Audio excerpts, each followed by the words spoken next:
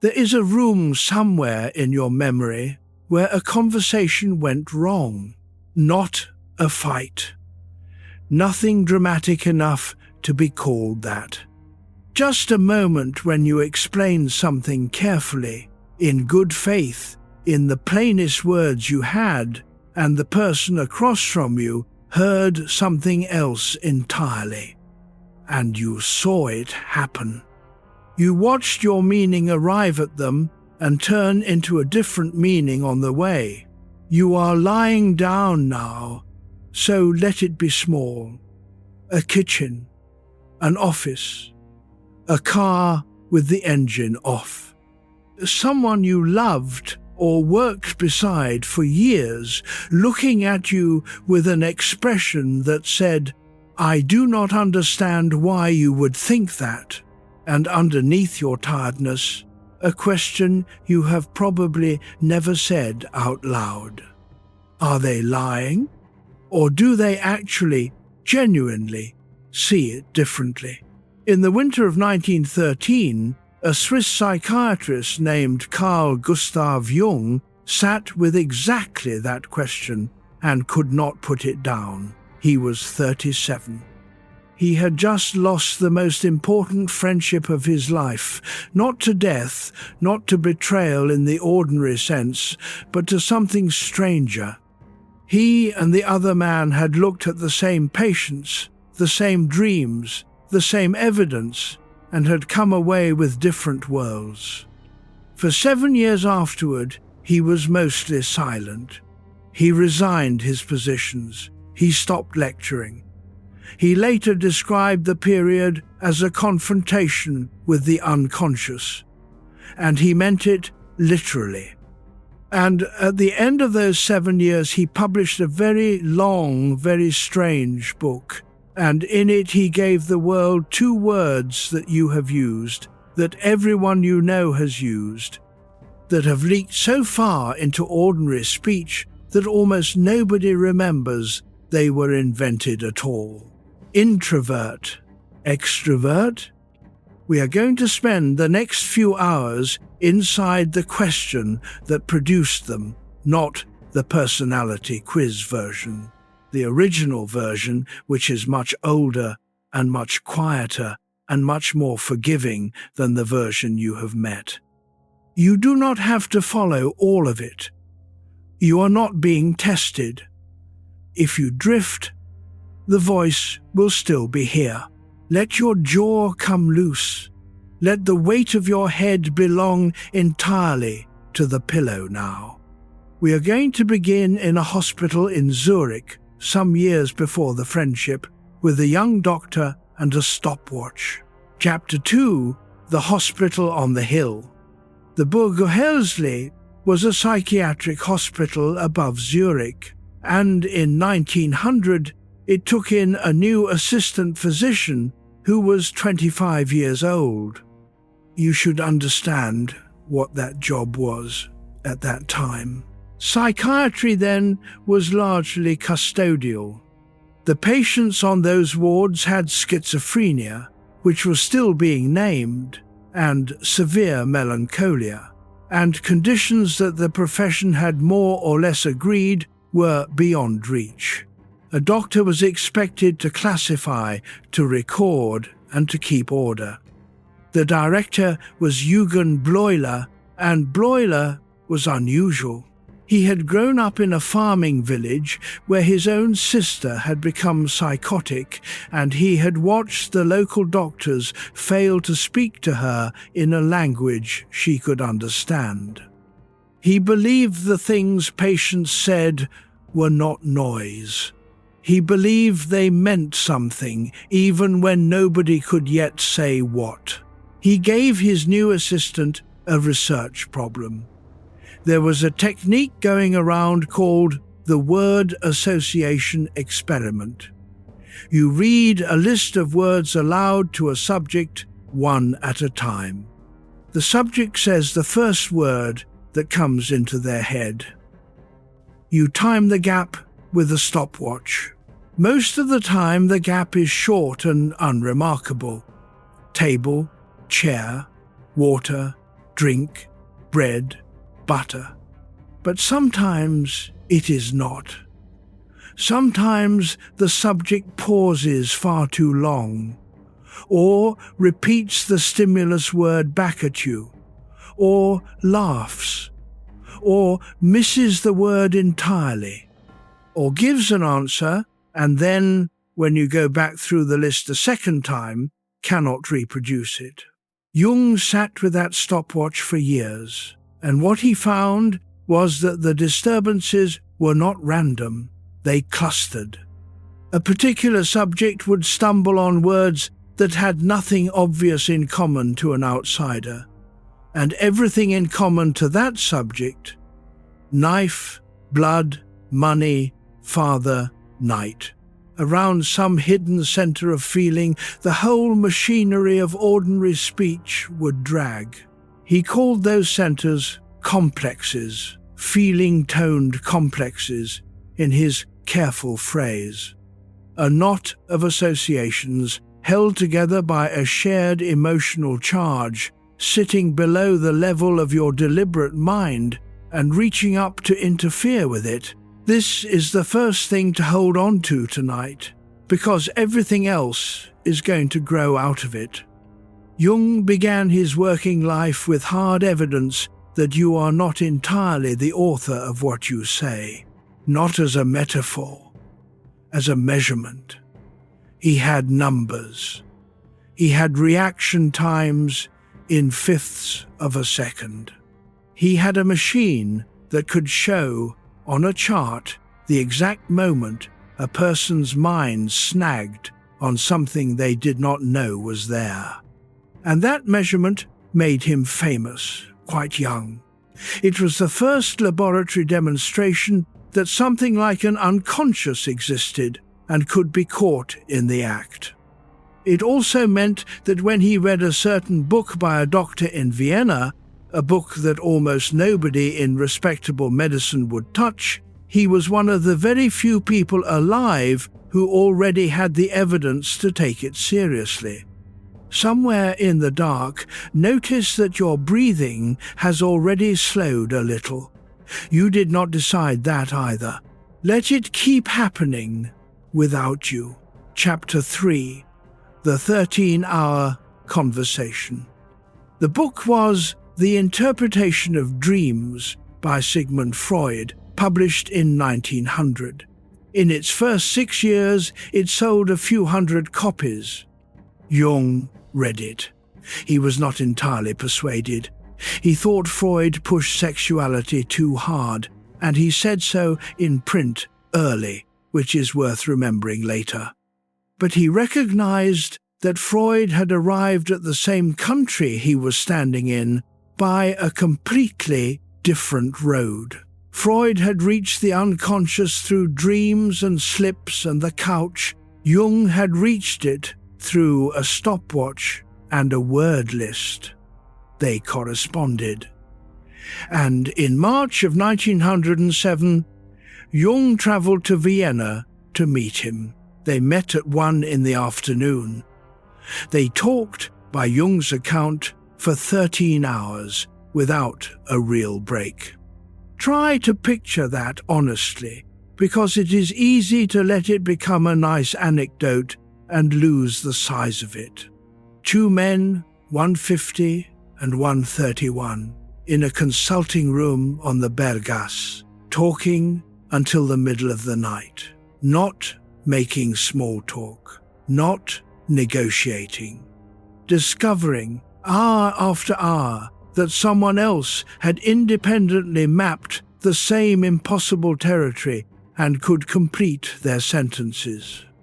If you have ever had one conversation like that in your life, you know it is not really a conversation, it is a kind of recognition, and you know it does something that is very hard to undo. Freud was, by then, a somewhat isolated man. Vienna medicine had largely turned its back on him.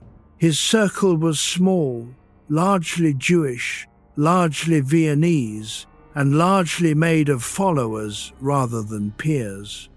And here, was Jung, a Swiss Protestant, a pastor's son, on the staff of a famous teaching hospital, experimentally credentialed, Gentile, in a Europe where that mattered enormously to how a new science would be received. Freud did not merely like him. Freud began, fairly quickly, to plan around him. He called Jung his successor. He called him the Crown Prince. In a letter he wrote that Jung was to be his heir, and there is a striking one where he speaks of Jung continuing the work and defending it after he was gone. He arranged for Jung to be the first president of the International Psychoanalytic Association. He pushed the movement's center of gravity out of Vienna and towards Zurich, which caused a great deal of quiet resentment among the Viennese, and he did it deliberately. For about 6 years, this held. And here is the first open loop I want to leave with you tonight, the one we will come back to much later when you are deeper down. Everything I have just described sounds like generosity. A great man finding his successor. But look at the words again. Successor, heir, crown prince. Nobody in that room ever said the word colleague. Let that sit. We are not going to solve it yet. The hospital, the stopwatch, the 13 hours in Vienna. Hold those 3 the way you would hold 3 stones in your palm. You can let your hand open now. Chapter 4. The Bookcase. There is a small scene from 1909 that people tell badly, and it is worth telling carefully, because it is the moment the crack first shows. Jung was in Freud's study in Vienna. He had been pressing Freud on the subject of parapsychology and precognition, which Jung took seriously and Freud regarded as nonsense. Freud dismissed it flatly. Jung, sitting there, felt an odd sensation. He described it afterward as a glowing heat in his diaphragm, as though it were turning into a vault of iron. At that moment, there was a loud crack from the bookcase beside them. Both men jumped. Jung said, "There, that is an example of what I mean." And then he said, "And this is the part that mattered. It will happen again in a moment." It happened again. Freud, according to Jung's account, looked at him with something Jung read as horror. And afterwards, Freud wrote to him and explained the noise, contracting wood, ordinary physics. He said the spell was broken, and he reproached himself gently for having been briefly impressed. Now, I am not going to tell you what happened in that room. I do not know. Neither do you. But notice what the disagreement is actually about, because it is not really about the bookcase. Freud is a man for whom the world becomes intelligible when a phenomenon is reduced to its cause. Wood contracts, sound follows. The event dissolves into its explanation, and the dissolving is the relief. Jung is a man for whom the world becomes intelligible when a phenomenon is connected to a meaning. The noise came when the feeling came. The coincidence is the datum. Both men are being honest. Both men are being intelligent. Neither is performing. They are doing something more basic than disagreeing. They are running different equipment. You have met this. You have met the person who responds to your worry by explaining the mechanism of it, and you did not feel comforted, you felt erased.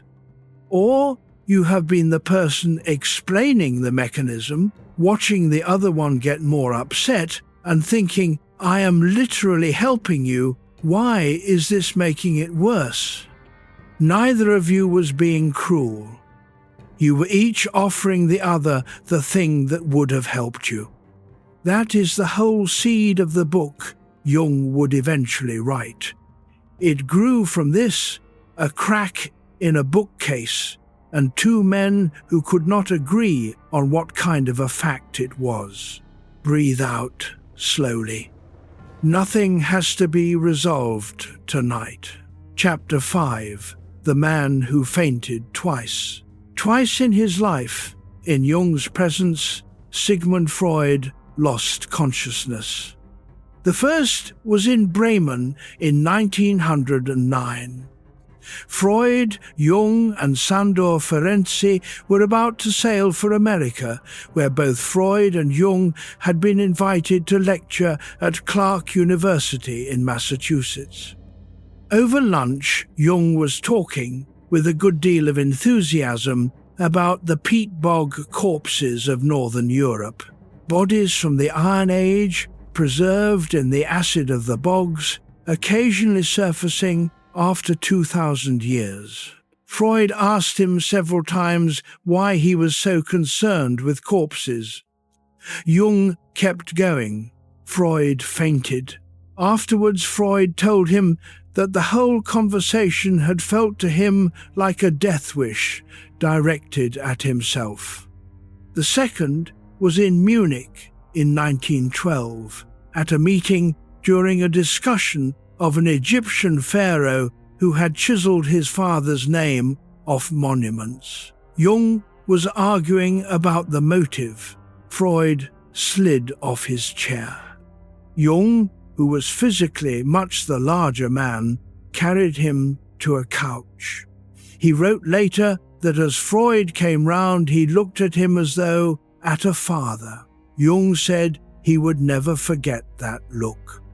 Sit with the strangeness of that image for a moment, because it is the friendship in miniature. The younger man carrying the older man across a room. The older man waking and looking up. Now here is what I want you to notice, and it is the thing that will open into the rest of the night. Freud's explanation of these faintings was psychological in the deepest sense he had. Repressed hostility, an unconscious death wish in Jung, pressing on an unconscious vulnerability in himself. The event points downward and backward into buried history and buried aggression. Jung's instinct pointed somewhere else. He kept reaching, in his own accounts, for what the moment meant, for the shape it made, for the father and son pattern that seemed to be enacting itself through two grown men who had not chosen it. The same event, two explanations. And the explanations are not competing on the evidence, they are competing on what kind of thing an explanation is. You are going to hear me say some version of that many times tonight, in many different registers, because it is the hinge the entire book turns on. When two thoughtful people cannot agree, it is very often not because one of them has the wrong facts. It is because they are asking the material a different question, and the material answers whichever question it is asked. Let your shoulders drop away from your ears. The room is dark. You do not need to hold anything up. Chapter 6. The Bulwark. Somewhere in the early years, in a conversation Jung recorded much later in his memoirs, Freud said something to him that Jung never got over. Freud, by Jung's account, urged him to make the sexual theory into a dogma, an unshakable bulwark. Jung asked, "A bulwark against what?" And Freud said, "Against the black tide of mud of occultism." I want to be careful here because accuracy matters more than atmosphere. That exchange comes to us through Jung decades afterward in a book of recollections he wrote as an old man. It is his memory of the words, not a transcript. Freud is not here to give his version, but even as memory, it tells you what Jung believed the argument was about. Because look at the two words Freud is reported to have used: dogma, bulwark. Those are not scientific words. They are the words of a man defending a besieged city. And, in fairness to Freud, he was defending a besieged city. He had spent 20 years being called a pornographer by respectable medicine. He had watched the thing he built get dismissed, ridiculed, and ignored. He knew correctly that the moment the movement began entertaining spirits and premonitions and mystical experience, every enemy he had would use it to bury the whole enterprise, and the genuine discoveries would go into the ground with the rest. Freud was not being small. He was being a general. And Jung, who came from a country parsonage, whose father was a pastor who had lost his faith and never recovered from losing it, heard a man he loved ask him to accept an article of faith and defend it regardless of evidence. Of all the things that could have been asked of him, that was the one he could not do. He had watched what unlived faith did to his father at close range for his entire childhood. So there it is. Two men, both acting from the deepest integrity available to them, arriving at an impasse that neither can cross without ceasing to be himself. That is not a falling out. A falling out is smaller than that and easier to repair. That is two different kinds of mind discovering that they cannot be the same kind of mind. The break is coming. It arrives in 1912 and 1913, and it is worse than you would expect, and we are going to walk through it slowly, but not yet. For now, notice the weight of the blanket. Notice the temperature of the air on your face, which is probably slightly cooler than the rest of you. There is nothing to decide tonight. Chapter 7, The Lectures in New York. In September of 1912, Jung went to New York to give a series of lectures at Fordham University. He was at that point still officially the Crown Prince, President of the International Psychoanalytic Association, the public face of the movement outside Vienna. He was 37 years old, and he was, in the eyes of the world, Freud's man. And in those lectures, he did something that everybody in the room understood immediately, even if the newspapers did not. He redefined libido. I know that word arrives carrying a lot of freight, so let me set the freight down. In Freud's system, libido meant sexual energy specifically. It was the engine. Everything in the psyche, in the last analysis, could be traced back to the transformations and blockages and displacements of that one drive. That was not a detail of the theory. That was the theory. That was the thing Freud had asked him to make into a bulwark. Jung, in New York, told an American audience that libido should be understood more broadly as psychic energy in general. A general life force that expresses itself sexually in some contexts and in entirely different ways in others. It sounds academic. It sounds like the kind of definitional adjustment scholars make all the time. It was the end of the friendship, and every person in the movement knew it within weeks. Because if libido is general energy, then sexuality is one of its channels rather than its source. And if sexuality is one channel among several, then the bulwark has a hole in it. And if the bulwark has a hole in it, then the thing Freud had spent 20 years defending against a hostile profession has been opened from the inside, by his own designated heir in a foreign country, in English, to an audience of Americans who did not know enough to weigh it properly. There is a version of this story where Jung is the traitor. There is a version where Freud is the tyrant. Both versions get told constantly, and both are too small. Here is what I want you to sit with instead. Jung knew what publishing that would cost him. He said so afterward plainly. He said he knew that a certain part of his relationship with Freud would not survive it. He wrote it anyway. Freud, for his part, did not respond by refuting the argument on its merits and moving on. He responded by treating it as a symptom, as something in Jung that needed analyzing. And that response is the whole problem in a single gesture. If your entire method consists of finding the unconscious motive behind the stated position, then a disagreement can always be dissolved into a diagnosis. Your opponent does not have an argument.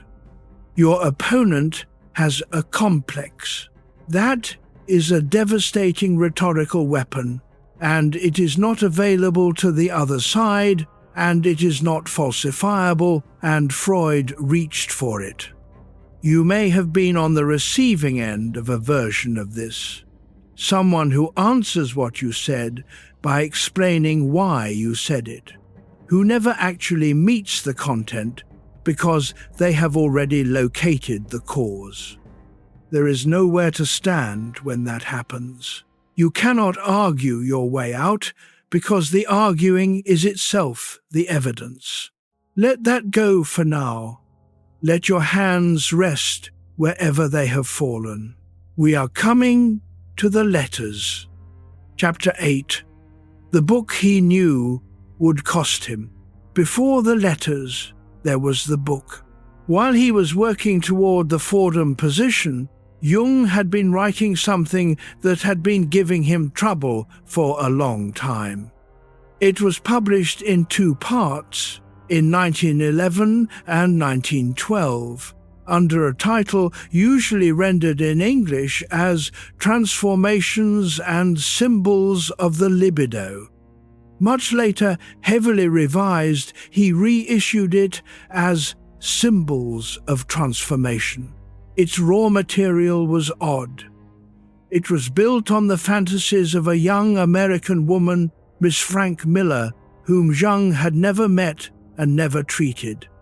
Her writings had been published by a Geneva psychologist, and Jung took them and read them the way you might read a myth.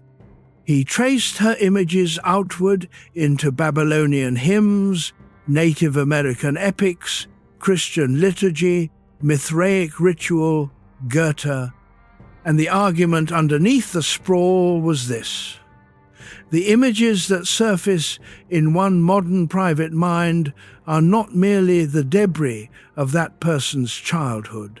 They rhyme structurally with images that human beings have produced in every era and on every continent, including eras and continents that person has never encountered.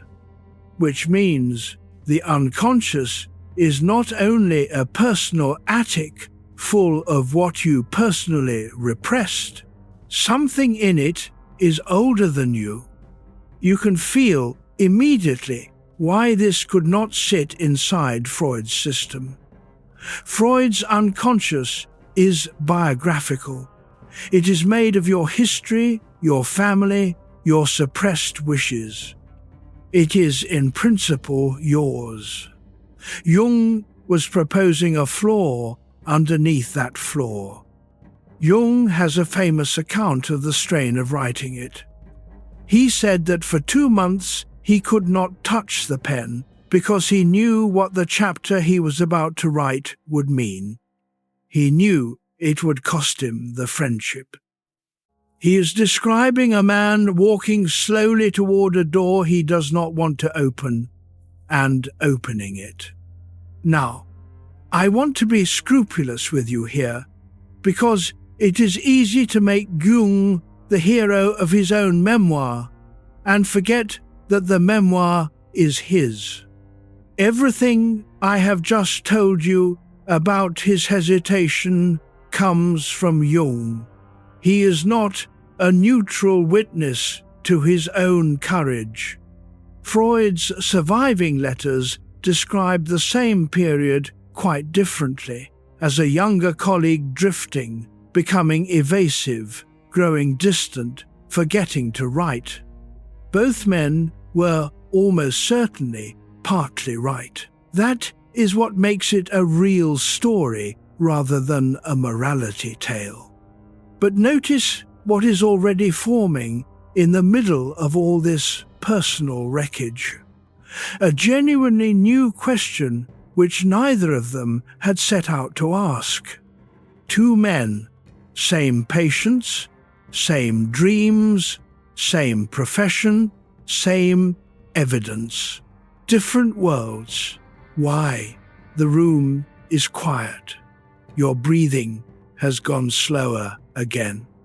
Nothing needs answering yet. Chapter 9, The Letters. The correspondence between Freud and Jung survives, all of it. Over 350 letters published in full, and you can read the friendship start, run, strain, and die in something close to real time. The end takes place across the winter of 1912 and the first days of 1913. In November 1912, they met in Munich at the conference where Freud fainted the second time. There was an attempt at repair. It half worked. Then, in the letters that followed, there came a moment that people who study this correspondence tend to remember because it is so small and so fatal. Jung wrote a letter in which he made a slip. He wrote a sentence which, as he had written it, said something like, "Even the adherents of Freud are so afraid of him that they never tell him the truth." He had meant to write about their own slips, their own errors. The construction came out accusing. Freud wrote back and pointed out the slip.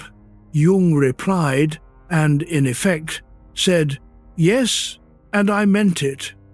He then wrote a longer letter in which he told Freud, more or less directly, that Freud treated his followers as patients, that by pathologizing everyone who disagreed with him, Freud had produced a circle of people who could never tell him anything true, because the moment they did it would be interpreted as neurosis.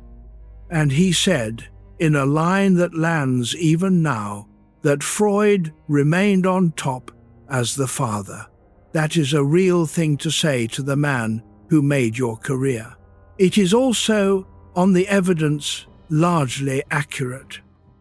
And it was said by a man who had spent 6 years being called Crown Prince by someone who never once called him a colleague. In January 1913, Freud wrote a short letter proposing that they abandon their personal relations entirely. In October, Jung resigned from the editorship.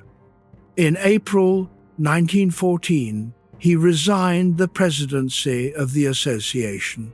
They never met again.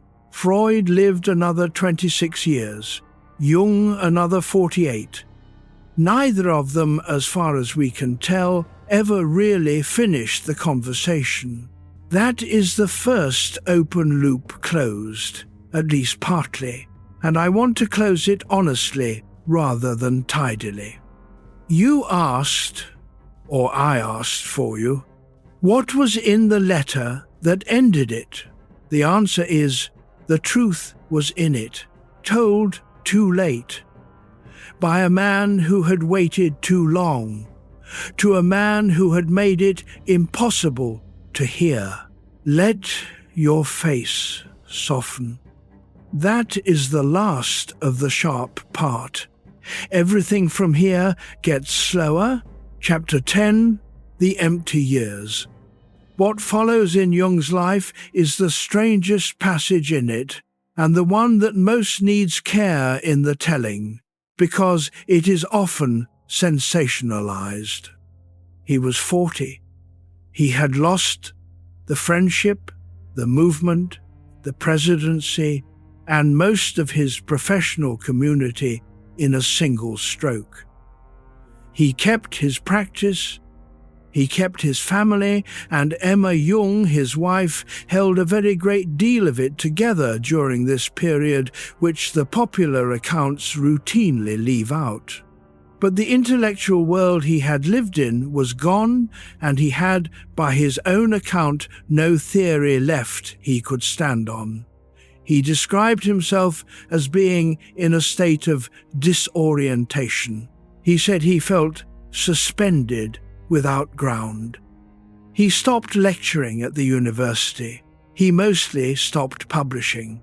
From about 1913 to about 1919, there is a hole in his bibliography that a career does not normally survive. What he did instead was turn inward deliberately and methodically and write down what he found. He would sit, lower his attention and let images come, and then converse with them and then record the whole thing.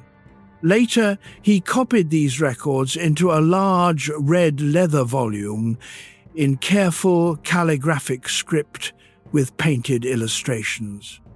That is the book that was finally published in 2009 as the Red Book, or Liber Novus, nearly 50 years after his death. Now, I am going to be very plain here, because this is where the internet usually goes wrong about Jung. He was not psychotic during these years. He continued to see patients. He continued to run a household. He served in the Swiss Army during the war and commanded an internment camp for British soldiers. He remained, by every external measure, functional. What he was doing was closer to a controlled descent. He called it later a confrontation with the unconscious. He said that everything he did in the rest of his life, all of it, was already contained in those years, and that the remainder of his working life was the labor of translating it into a language other people could use. That is the second open loop, and I will leave it open a while longer because the answer only makes sense once we have the vocabulary. What did he actually bring back from those 7 years? Not the Red Book. That stayed in a cupboard. He brought back a question refined into a tool. We will get there. Not yet. Let the weight of your legs sink into the mattress. There is nowhere you have to be. Chapter 11, The Third Man. To understand what Jung eventually did with the question, you need a third person in the room, and almost nobody remembers him properly. Alfred Adler. Adler was a Viennese physician, an early and important member of Freud's circle, the first president of the Vienna Psychoanalytic Society, and he broke with Freud in 1911, 2 years before Jung did, and for reasons that were not the same at all. Adler's disagreement was this. He did not think the fundamental human drive was sexual. He thought it was the striving to overcome inferiority. He observed that children begin small, weak, and dependent in a world of large, capable adults, and that the whole architecture of a personality can be understood as a compensation for that original smallness. A drive toward mastery, toward significance, toward a position from which one is no longer overlooked. So now look at the field. 3 men, all serious, all clinically experienced, all working the same decade in the same German-speaking world. Freud says, at bottom, desire. Adler says, at bottom, power. And the crucial thing, the thing that stopped Jung in his tracks, is that both of them could take the same patient and produce a complete, coherent, internally consistent, clinically useful account. Not a partial account, a complete one. Jung wrote about exactly this. Take a young man with a neurosis. The Freudian reading finds a wish, an attachment to the mother, a rivalry with the father, a desire that could not be admitted and so was buried and now leaks out sideways as a symptom. It fits. The details slot in. The patient, hearing it, recognizes himself. The Adlerian reading of the same young man finds a strategy. The symptom is not a leaked wish, it is an arrangement. It secures attention. It excuses him from a test he might fail. It gives him a position of power inside his family that he could not achieve by ordinary means. It fits. The details slot in. The patient, hearing it, recognizes himself. 2 complete explanations. 1 patient, both work. Most people, faced with that, pick a side and spend a career arguing. Jung, sitting in the wreckage of the biggest professional relationship of his life, asked a different question, and it is the question that produced everything else. He asked, what is it about Freud and what is it about Adler that made each of them see what he saw? Not which one is right. What kind of man produces which theory? That is the pivot of the whole night. That is the moment the question turns around and points back at the observer. Let it turn slowly. Chapter 12, The Observer in the Instrument. Follow the turn carefully, because it is subtler than it looks. Jung noticed something about the shape of the 2 theories, considered simply as objects. Freud's theory places the crucial action outside the person. The infant desires the mother. The energy flows outward toward an object in the world. What goes wrong in relation to something out there. The cure involves recovering the history of those attachments to external objects. Adler's theory places the crucial action inside the person. The subject feels small. The energy is organized around the self and its standing. What goes wrong in the relation of the self to its own inadequacy.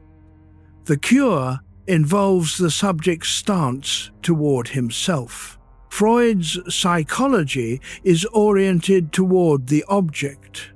Adler's psychology is oriented toward the subject, and Jung's suggestion, which is either obvious or outrageous, depending on the hour of the night, is that this is not primarily a fact about their evidence. It is a fact about them. Each man had built a system that generalized his own way of being into a universal law, and each was entirely sincere, neither was cheating. Freud genuinely could not see how the subject's stance could be primary, because for Freud, reality lived out there among objects. Adler genuinely could not see how the object could be primary, because for Adler the decisive fact was always the subject's position.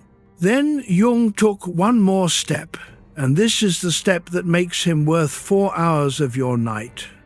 He turned it on himself. He said, in effect, and my theory is also going to be a confession. Whatever system I build will bear the fingerprints of the kind of man I am. And therefore the honest thing to do is not to pretend to a view from nowhere. The honest thing is to work out as precisely as I can what the possible kinds are so that anyone reading me can make the correction.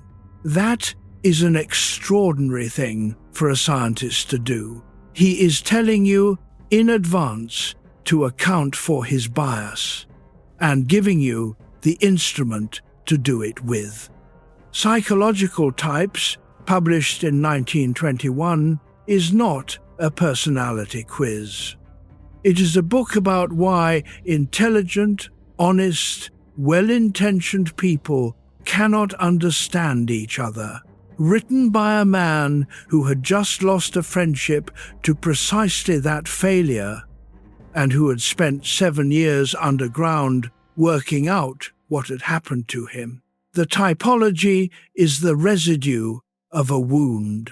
Everything you have ever heard about introverts and extroverts came out of that. Now, let all of that go. You do not have to hold the history anymore. We have arrived at the ideas, and the ideas are gentler. Feel the pillow under the side of your head. We will start with the first and simplest of them, and we will take it very slowly. Chapter 13, 2 Directions. Here is the first idea, and it is so simple that people have been mangling it for 100 years. There are 2 directions that psychic energy can habitually flow. Outward, toward the object, toward people, things, situations, the external world. When the energy runs that way by preference, the person orients himself by what is out there. The outer world is where reality is. The natural first move when something happens is to go toward it, to engage it, to talk it over, to act on it. Jung called that extraversion. Inward, toward the subject. Toward the inner reaction, the impression the object makes, the internal image it produces. When the energy runs that way by preference, the outer object is real enough, but it is not where the person lives. The natural first move, when something happens, is to withdraw from it slightly in order to take its measure. Jung called that introversion. Now hear what is not being said, because almost every popular version gets this wrong. This is not about shyness. It is not about liking parties. It is not about talking a lot or a little. Those are surface behaviors, and they correlate loosely at best. It is about the direction in which value is decided. The extrovert decides by reference outward. Is this a good decision? Look at the situation, the people, the conditions, the consequences out there. The object has authority. The introvert decides by reference inward. Is this a good decision? Consult the inner image, the internal standard, the thing this situation resembles in the private structure that has been built up over a life. The subject has authority. Both are describing the same world. Neither has more information. They are weighting 2 ends of the same relationship differently. And Jung is very insistent on a point that gets lost, so let me plant it now and return to it later.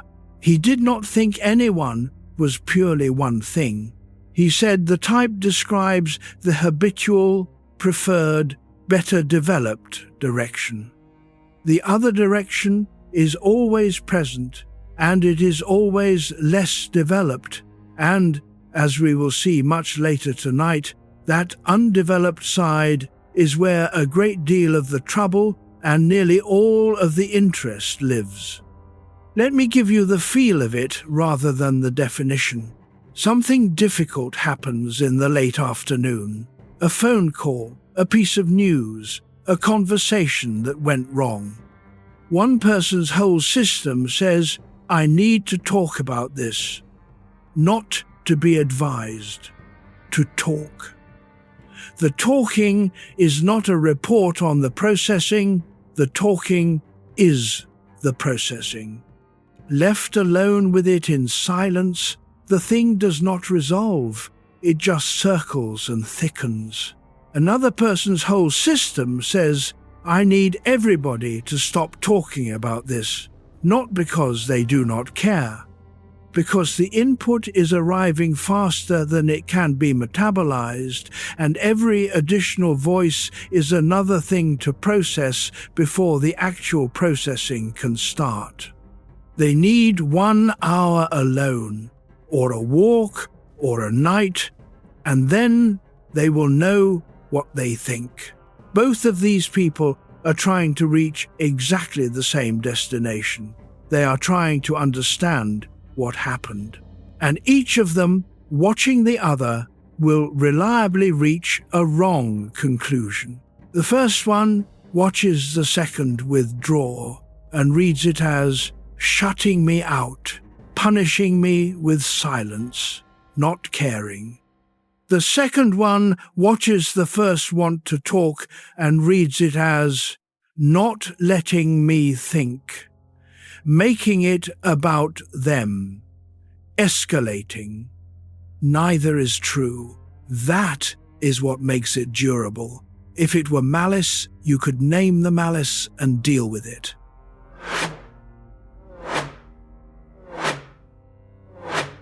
But it is not malice, it is architecture, and architecture is very hard to see from inside. You are lying in the dark. Somewhere in your history is a person you have had this exact impasse with, probably many times, probably for years, possibly forever. You do not need to name them tonight. Just notice that the possibility has opened slightly, that they may not have been withholding, that you may not have been intruding, that you were both simply running the other direction. Let the muscles around your eyes let go. Chapter 14. The battery. There is a physical intuition underneath this that is worth having, because it explains the tiredness. Think about what a strong stimulus does. If your energy habitually flows outward, then contact with the world is, in a real sense, how you get charged. Company, movement, conversation, the noise of a room. Afterward, you feel more alive than before. A day alone in a quiet house does not feel restful. It feels like being unplugged. By evening, there is a low, flat dullness that is not sadness exactly, but is not far off. If your energy habitually flows inward, contact with the world costs something, not because it is unpleasant. It can be extremely pleasant. But there is a meter running the whole time, and when the meter runs out, it runs out completely, quite suddenly, often in the middle of something enjoyable, and what is needed then is not a different kind of company, but an absence of company. 2 people can leave the same dinner party. One is buzzing and wants to keep the night going. The other is flooded and needs the car to be silent on the way home. Neither of them had a worse time. They are describing different bills for the same meal. Now here is where it becomes something other than a curiosity, and it is one of the quiet cruelties of ordinary life. Whichever way your own meter runs, you assume the other person's runs the same way, because you have never had access to any other meter. So when they behave differently, you cannot explain it by the meter. You have to explain it by their character. He is antisocial. She is needy. He is cold. She is exhausting. He does not want to be here. She never lets anything be. Every one of those is a moral word applied to a mechanical fact. And once a moral word has been applied, it hardens. You stop seeing the person and start seeing the verdict. And the verdict, being unfalsifiable, gets confirmed by everything they do afterward. This is, I think, one of the more useful things a person can carry out of Jung, and you can carry it without believing a single other word he wrote. Before you assign a motive, check whether you are looking at a preference. Most of the time, at 3 a.m, the thing that has been keeping you up is a motive you assigned to somebody 20 years ago, and it may not have been a motive at all. Let your hands be heavy. Chapter 15. This is not new. Jung did not think he had discovered something unprecedented, and he spent an enormous amount of psychological types demonstrating that. This is the part of the book almost nobody reads, and it is the part that makes him a serious thinker rather than a personality quiz author. Before he gives you a single one of his own categories, he spends hundreds of pages showing you that the same fracture has been reappearing in Western thought for 2,000 years under different names, in different fields, run by people who had never heard of each other. He starts in the early Christian centuries with 2 figures, Tertullian and Origen, and he uses them because they are so unlike. Tertullian was a North African, a lawyer by training, ferocious, absolutist. He was capable of writing that he believed a thing precisely because it was absurd, and he made a virtue out of sacrificing his own considerable intellect on the altar of faith. His movement was inward and downward into the interior act of belief, and he was willing to burn the external instrument, reason itself, to get there. Origen, in Alexandria, moved the other way. He took the whole apparatus of Greek philosophy and the entire external world of learning and pulled it into Christianity, allegorizing, systematizing, building outward. Where Tertullian sacrificed the intellect, Origen used it as the road. Jung reads Tertullian as the introverted movement and Origen as the extraverted one. Same faith, same century, same problem. Opposite solutions, each requiring the sacrifice of what the other trusted most. Then he goes to the medieval universities and the long argument between nominalism and realism, which is drier than it sounds and matters more. The question was whether universals are real. When you say humanity or beauty or the class of all chairs, are you naming something that genuinely exists? Or are you just putting a convenient label on a pile of individual things? The realist says the universal is real. The idea has being. The particular chairs participate in something that exists independently of them. The nominalist says the universal is a name. Only the individual things exist. The category is a bookkeeping convenience of the mind. Jung's reading is that this is the same fracture again. The realist trusts the inner image and grants it reality. The nominalist trusts the countable external object and denies reality to anything else. And he points out, quite dryly, that the argument was never settled, that it recurred as soon as it was buried, and that it produced enormous heat in people who were otherwise perfectly reasonable, which is exactly what you would expect if the disagreement were not about the evidence at all. Notice how comforting this is, in a strange way. If you have ever been in an argument that would not die, that came back every few years in a new costume, that generated far more feeling than the stakes could account for, then you have been standing on this fault line. It is not that you and the other person are unusually stubborn. It is that this particular seam has been failing to close since the 3rd century. Let your breath out slowly through your mouth. You are not required to close it tonight either. Chapter 16. Schiller and the Broken Hole. The longest chapter in Psychological Types is about a poet, which tells you something about what kind of book it is. Friedrich Schiller, writing in the 1790s in the Letters on Aesthetic Education, was worried about something that will sound extremely modern to you. He thought that human beings had become fragmented by specialization.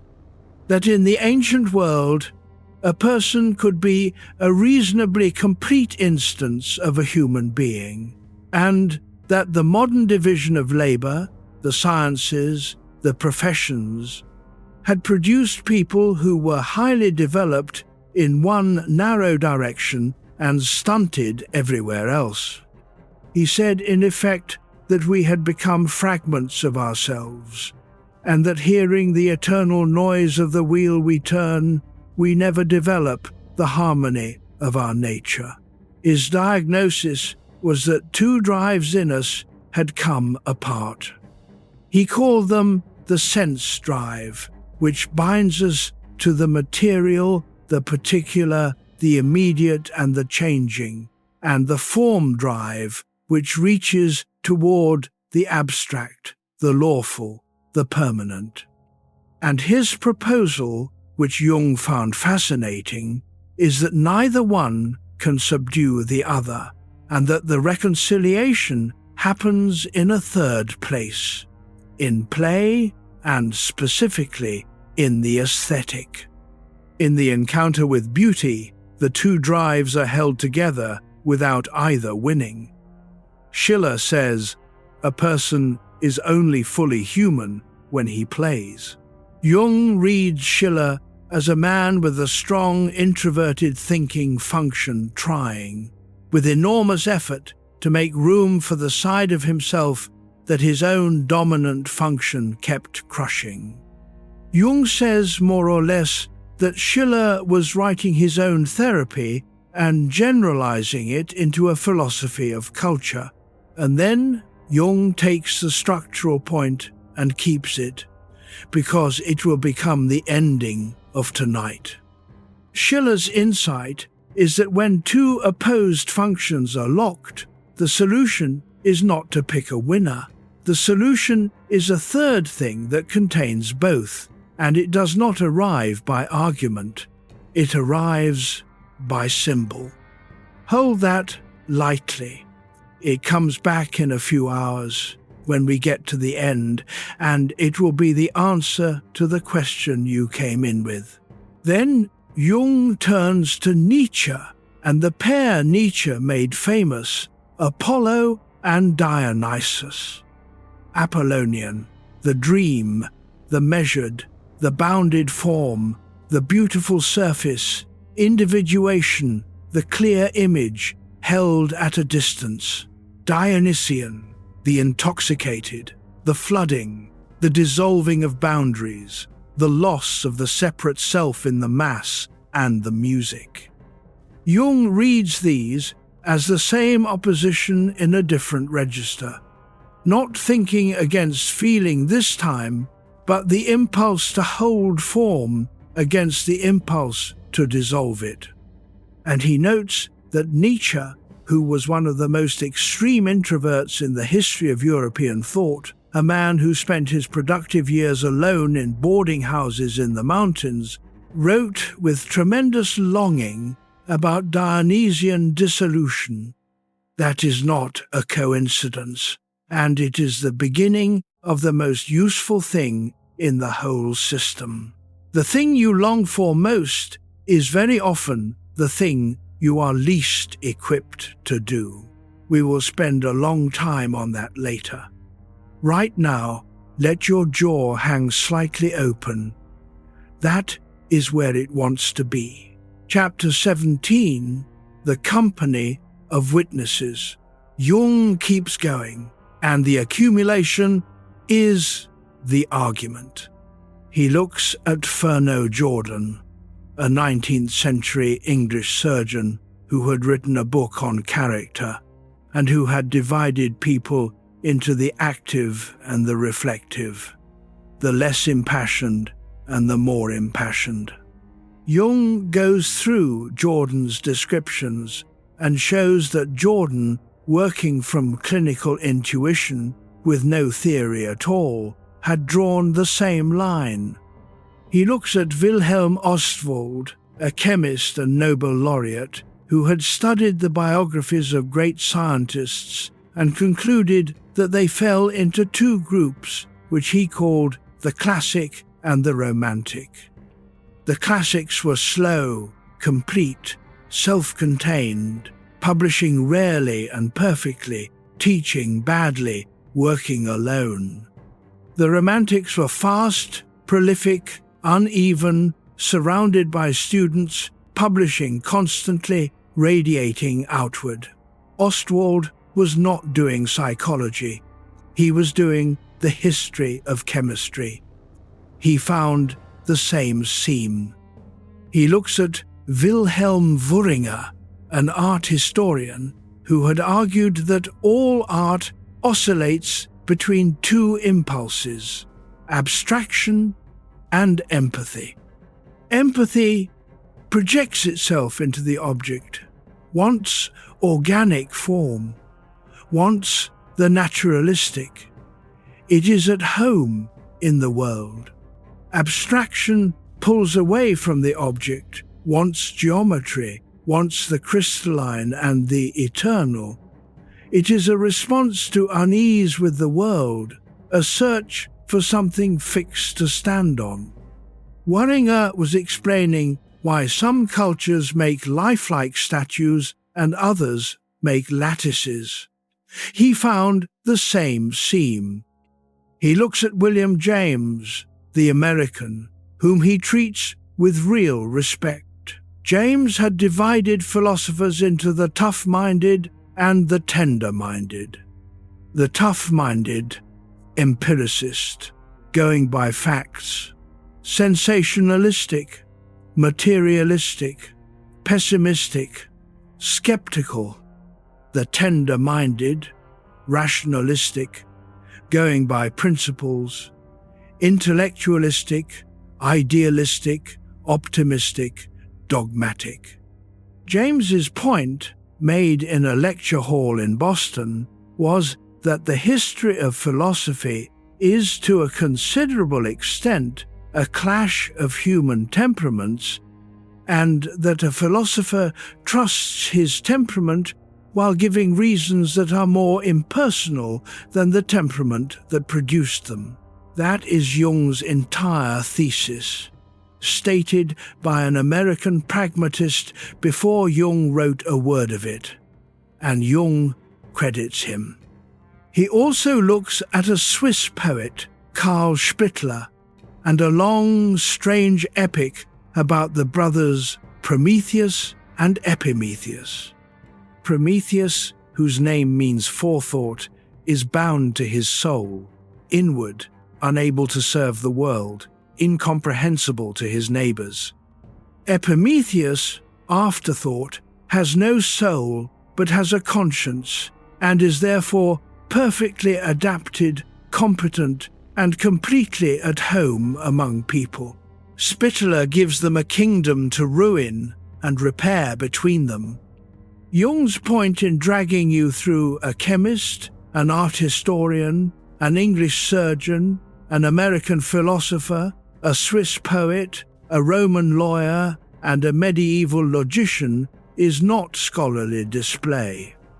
It is this: if the same division keeps being found by people who are not looking for it, in fields that have nothing to do with each other, with no communication between them, then it is probably not an artifact of any one person's method.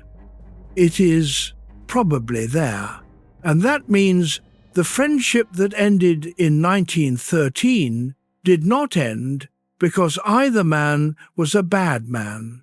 It ended along a fault line that runs through the whole species. You can put that down now. It is a lot of names, and you do not have to keep any of them. Just keep the shape. The shape is, this is old, it is everywhere, and it is not anybody's fault. Let that be true for a moment about your own oldest argument. Chapter 18. The word gets away. Before we go deeper, I owe you an honest note about what happened to these two words afterward, because you have met the corrupted version, and it will get in the way if we do not clear it. Jung, published in 1921. The words escaped almost immediately. In the 1940s, in the United States, a woman named Catherine Cook Briggs and her daughter Isabel Briggs Myers took Jung's typology and built a questionnaire from it. Neither had formal training in psychology. They were serious, self-taught, and genuinely motivated, initially by wanting to help women entering wartime industrial work find jobs that suited them. What they produced became the Myers-Briggs Type Indicator, and it became one of the most widely administered instruments in the world, and it did two things to Jung's idea. It made it enormously famous, and it made it something Jung did not say. Because a questionnaire has to sort. It has to put you in a box and print the box, and Jung's categories were never meant to be boxes. He wrote repeatedly and with visible irritation that there is no such thing as a pure type, that everyone is a mixture, that the classification is a compass and not a set of pigeonholes, and that its main use is to help you understand the relativity of your own view, not to label your neighbor. He said in one of his clearest statements on the matter that this kind of classification is nothing but a childish parlor game if it is used to stick labels on people at first sight.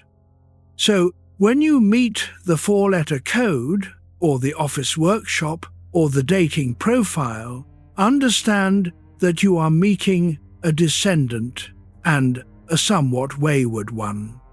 But do not overcorrect either, because the internet has now swung too far the other way, and it is fashionable to say the whole thing is astrology for corporations. The underlying observation that people differ systematically in where they place authority and in which of their faculties is best developed is not astrology. It is one of the more robust things anyone noticed in the 20th century, and versions of it survive in modern personality research under different names and with better statistics. What does not survive is the box. So we are going to use it the way he asked it to be used. Not to find out what you are, to find out what you are not very good at, and to be gentler with the people who are good at it. That is the whole point, and we are most of the way to it now. Your body is heavier than it was an hour ago. Let it be. Chapter 19. Why 2 directions were not enough. Jung ran into a problem with his own idea almost immediately, and the way he handled it is the reason the system is worth anything. The problem was this. He kept meeting people who were clearly oriented the same direction and were nevertheless nothing like each other. Take 2 men who both draw their authority from inside. Both need solitude. Both are slow to commit. Both consult an internal standard before they will agree to anything. One of them is a mathematician. His inner standard is a structure of definitions and consequences. Ask him about a plan, and he will find the contradiction in it before you have finished the sentence, and he will say so, and he will be entirely unaware that saying so was hurtful and genuinely bewildered when told. The other is a man who barely speaks in groups, whose inner standard is not a structure at all, but a kind of moral weather.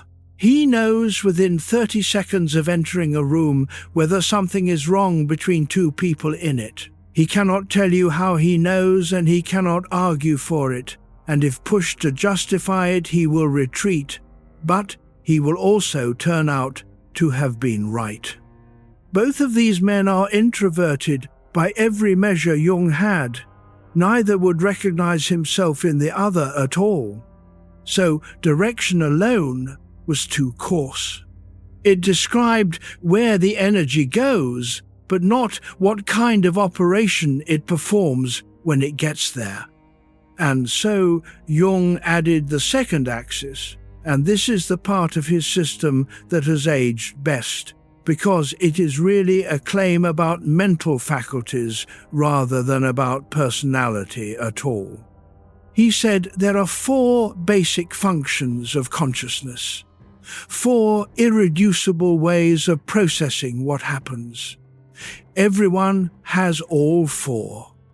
They are not skills you either have or lack. They are more like the 4 ways a mind can meet a moment.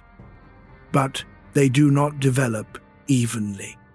In any given person, one of them tends to become the trusted instrument, the one that gets used first and gets better with use, and the others fall in behind it in an order that stays fairly stable across a life. The 4 are thinking, feeling, sensation, and intuition. And immediately I have to disarm 2 of those words, because in ordinary English they mean something different from what Jung meant, and the mistranslation has caused a century of confusion. Feeling in Jung does not mean emotion. It is not about being weepy or warm. Feeling in his sense is a rational function. It is a mode of judgment. It is the faculty that assigns worth. It weighs and it decides, and it comes to a verdict, and the verdict it delivers is about value rather than about logical consistency. And intuition in Jung does not mean a mystical hunch or women's intuition or anything supernatural. It is a mode of perception. It is the faculty that perceives possibility, pattern, and where a thing is going, rather than what the thing is right now. Once those 2 words are corrected, the system becomes much less strange and much more recognizable. 2 of the functions judge, 2 of them perceive. Thinking and feeling both come to conclusions. They are the deciding functions. Jung called them rational, meaning simply that they operate by evaluation. Sensation and intuition both take in. They are the receiving functions. Jung called them irrational, and he meant no insult by it. He meant they do not reason toward their result, they simply register. A fact perceived is not argued for, it arrives. Two ways of deciding, two ways of perceiving, each of them available in both directions, inward and outward. That is the machine. Everything else is detail. Let it sit there without doing anything with it. We will take them one at a time now, slowly, and you do not need to remember which is which. Chapter 20, Thinking. Thinking, as a function, asks one question, and it asks it about everything. Is this true? Does it follow? Is it consistent? The thinking function connects ideas to one another according to whether they hold. It builds structures. It notices when two things a person has said cannot both be the case. It is indifferent in its pure operation to whether the conclusion is pleasant, and that indifference is both its enormous strength and the source of nearly all the damage it does. Someone in whom thinking is the dominant function is not necessarily intelligent. That is worth saying clearly, because the association is automatic and wrong. Thinking is not intelligence. It is one instrument, and it can be used badly, and a person can be brilliant with an entirely different instrument. What a thinking dominant person is someone for whom the question, "Is this true?"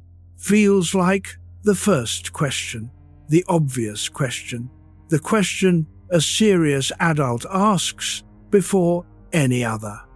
You will recognize the shape. Someone comes to them upset, they listen, and what their system offers immediately, sincerely, as the most useful thing available, is an analysis. Here is what actually happened. Here is where the reasoning went wrong. Here is what you could do. They are not being cold. This is the opposite of cold. This is them handing over the most valuable thing they own. And very often the person receiving it feels worse and says so, and the thinking type is genuinely lost because from inside there is no other move. What would you like me to do? Agree with something that is not true. Now take the same function and run it in the two directions, because the difference is large. Extroverted thinking orients its structures by the external world. It wants the facts, the data, the established procedure, the measurable outcome. It builds systems that organize reality out there. It is the function that runs institutions, writes the protocol, audits the accounts, and asks what the evidence shows. Its characteristic failure is to become a tyranny of the procedure, in which the formula continues to be applied long after it has stopped serving anything, because the formula is where authority lives. Introverted thinking orients by an internal structure. It is not primarily interested in gathering more facts. It is interested in whether the idea is coherent, whether the framework is sound, whether the thing hangs together. It will spend years refining a definition. It produces the person who cannot let an imprecise statement pass, not out of pedantry, but because to them an imprecise statement is a load-bearing wall built out of sand. Its characteristic failure is to build a magnificent internal system that touches the world at almost no points, and to be unable to explain it to anybody, and to become bitter about the incomprehension. Freud, in Jung's reading, was oriented outward. Jung placed himself as an introverted thinker, and he is very candid in places about what that cost him. He knew he wrote badly. He knew he was difficult to follow. He said something to the effect that he was, at bottom, a solitary who worked things out alone. Let your shoulders drop again. They have crept up. There is one more deciding function, and it is the one this century is worst at describing. Chapter 21. Feeling. Feeling asks, what is this worth? Not what do I feel about it, what is it worth? It is an act of evaluation, performed with the same seriousness and the same claim to correctness that thinking brings to consistency. This is the function that knows, on entering a room, that the arrangement is wrong, that a particular sentence in a letter, though accurate, should not be sent, that a person is not to be trusted before any evidence has assembled, that a decision which is defensible on every measurable axis is nonetheless not the right thing to do. Modern life is not well set up to respect this. We have an enormous vocabulary for justifying decisions on thinking grounds, and almost none for justifying them on feeling grounds. So feeling types learn early to translate their real reasons into a language that will be accepted, and to feel slightly fraudulent doing it. A feeling-dominant person asked why they will not take the better-paid job will often produce a list of practical considerations.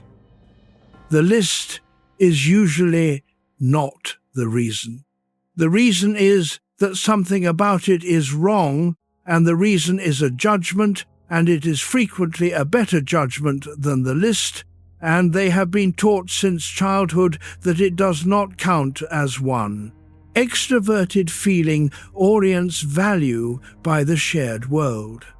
It reads the room and adjusts. It knows the socially right thing and does it, often at cost to itself.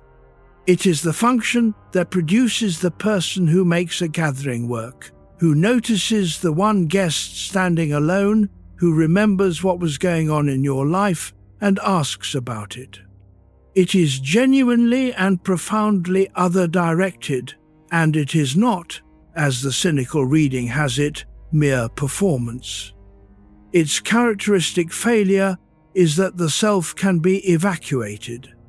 The person becomes so tuned to the collective value that they lose the ability to locate their own, and can end a decade unable to answer the question of what they actually wanted. Introverted feeling orients value by an internal standard that is often never spoken aloud. This is the quietest of all the functions and the hardest to see from outside. The person appears reserved, perhaps cool. Inside, there is an intensely held hierarchy of what matters and a fierce, unmoving loyalty to it. They will not argue for it, they will simply not budge. It is the still, immovable person who says very little and cannot be made to sign the thing they consider wrong. Its characteristic failure is a silent, self-contained judgment of the world that never gets stated and therefore never gets tested, and the slow accumulation of a private ledger of other people's failures that they have never once mentioned. That last one is worth a moment in the dark because it is very common and it produces a particular kind of 3 in the morning. If you have a private ledger and the people in it have never been told that they are in it, then the relationship you are actually in is with the ledger. I am not going to tell you to go and speak to them. That is not what this is for, and it is the middle of the night. But you might, just for a second, notice that they do not know. Breathe out. Chapter 22, Sensation. We move from deciding to perceiving, and the temperature drops a little because these two functions are quieter. Before we do, notice how far in you are. You have been here a while now. Your breathing has changed. If you have been drifting in and out and catching only some of the words, that is exactly right, and there is nothing you have missed that matters. Sensation is the function that registers what is actually here. The concrete, the present, the physical fact.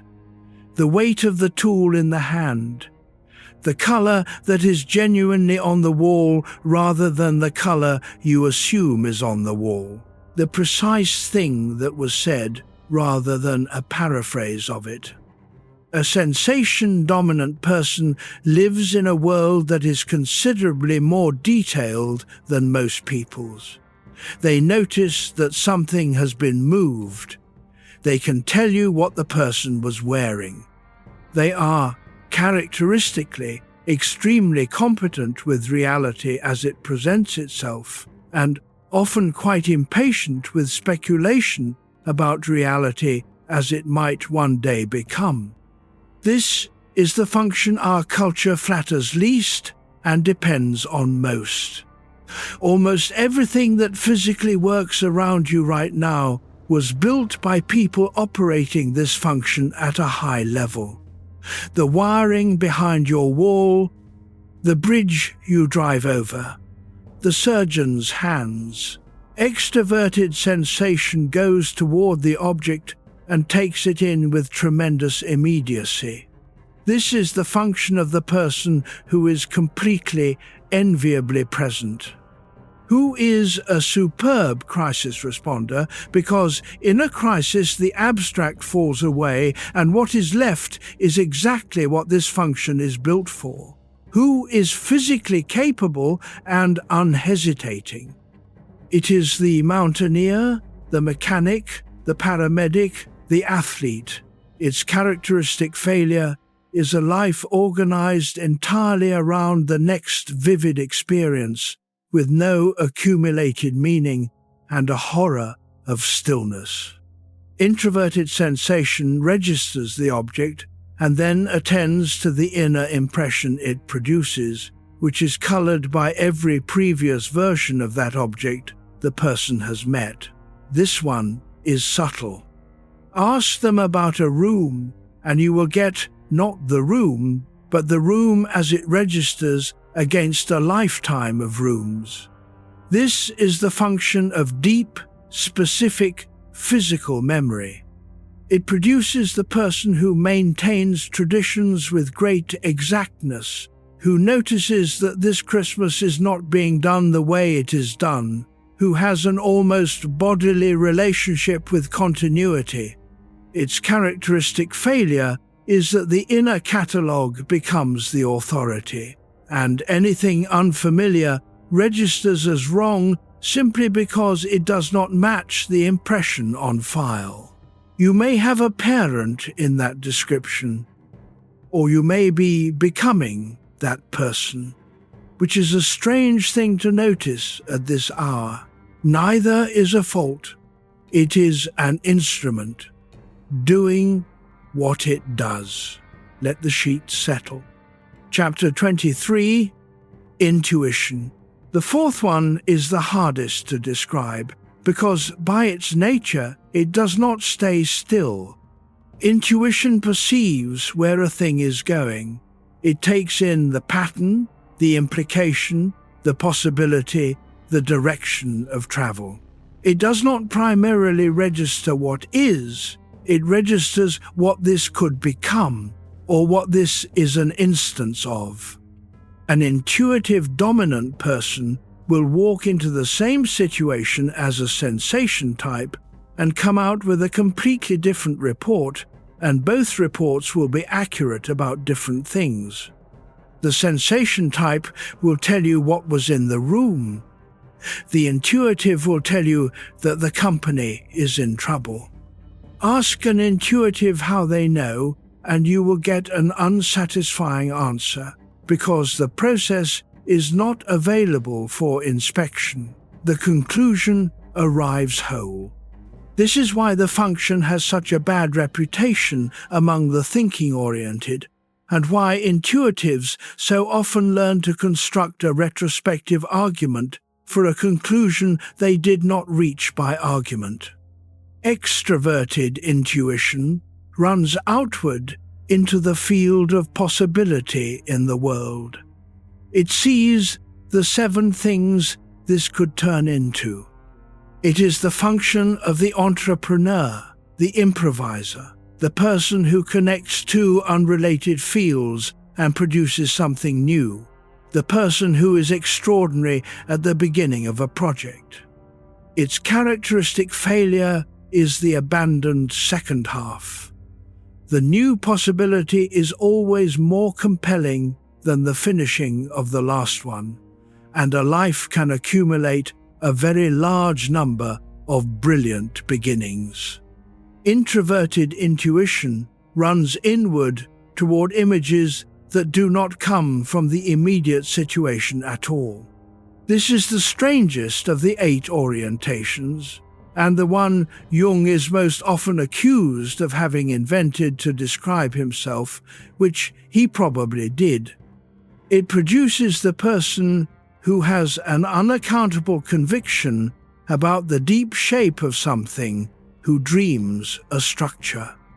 Who says a sentence that turns out 10 years later to have been exactly right, and who could not have defended it at the time?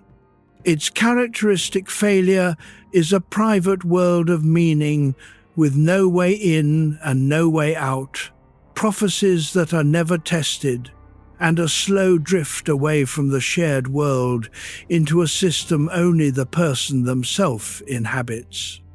Jung was aware of that last risk in his own case. That is, I think, the honest reading of the 7 silent years. He went down into introverted intuition without a rope and spent the following 40 years building the rope in retrospect so that other people could go part of the way and come back. Whether he entirely succeeded is a real question. Reasonable people disagree, but he knew the danger of his own instrument, and he said so. And that is more than most system builders manage. 4 functions, 2 directions, that is, the whole apparatus. Now we can finally get to the part that is actually about your life. Let your feet be heavy. Let your hands be heavy. Chapter 24. The hierarchy. Here is the arrangement, and it is the piece that turns a taxonomy into something with teeth. The 4 functions do not sit side by side as equals, they stack. One of them becomes dominant. It is the one you reached for early, it worked, you reached for it again, it got better, and by the middle of your life it is so practiced that it does not feel like a choice at all. It feels like thinking clearly. It feels like being sensible. It feels, from inside, simply like what a competent person does. That is the first thing to notice about a dominant function. It is invisible to its owner. You do not experience yourself as using it. You experience yourself as seeing the situation correctly. Behind it comes an auxiliary function, which supports it and which usually operates in the opposite direction. If your dominant is a judging function, your auxiliary will be a perceiving one, and the other way round. This is the sensible arrangement, and it gives a person a way to both take in and decide. Then a third function, less developed, and then, at the bottom, the inferior function.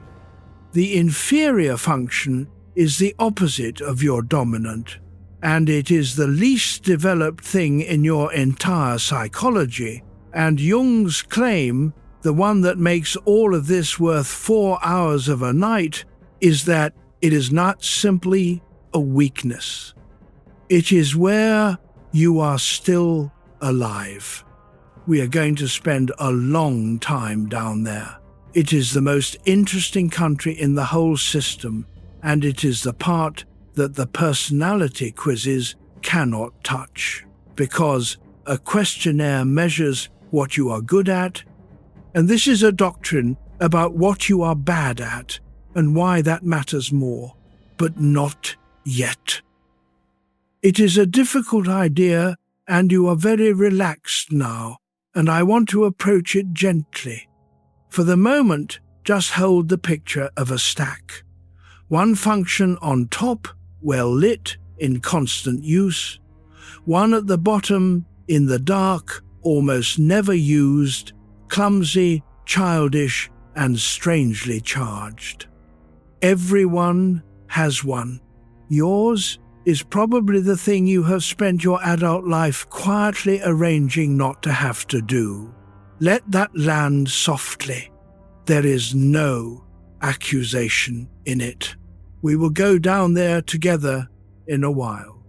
Chapter 25. The Cost of Competence.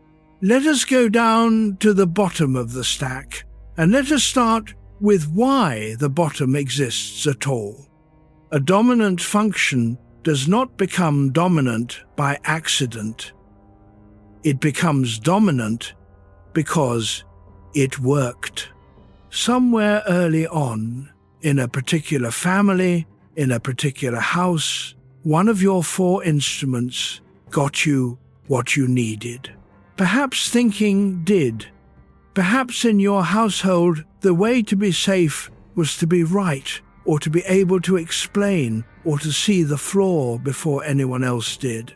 Perhaps feeling did, and the way to be safe was to know the temperature of the room before your father came into it. Perhaps sensation did, and what was rewarded was competence with the actual world, doing the job properly, being reliable. Perhaps intuition did, and what saved you was seeing 3 moves ahead in a house where you needed to. Whichever it was, it worked, and a child who has found a thing that works uses it again. And by using it, you got better at it, and being better at it, you were rewarded for it, and being rewarded for it, you used it more. And every hour spent developing the instrument that already worked was an hour not spent on the other 3. By 40, the gap is enormous.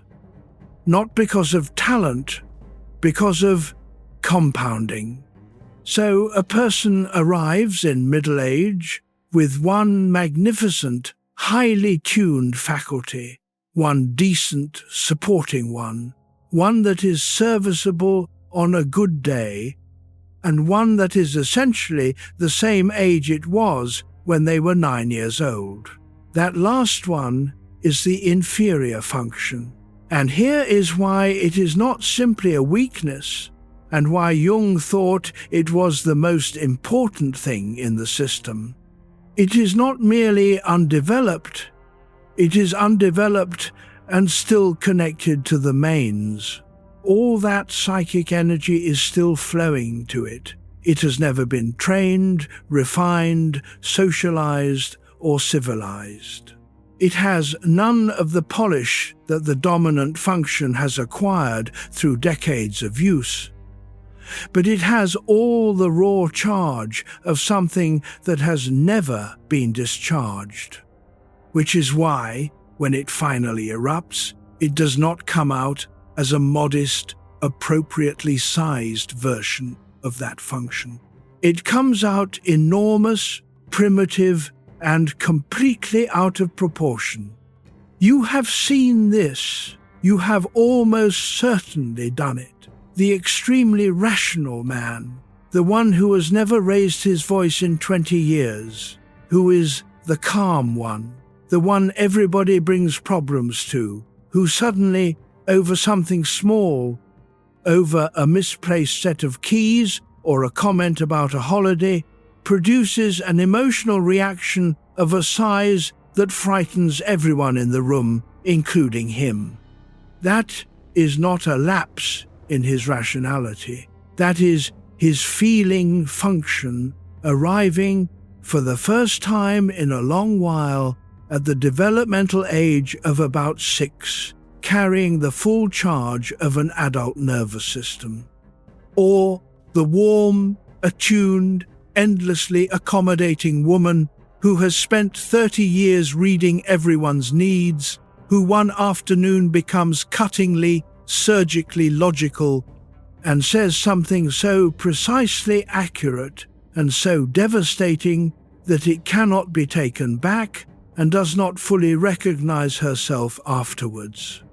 That is her thinking function, undeveloped, unsocialized, and therefore without any of the restraint that a practiced thinker would automatically apply.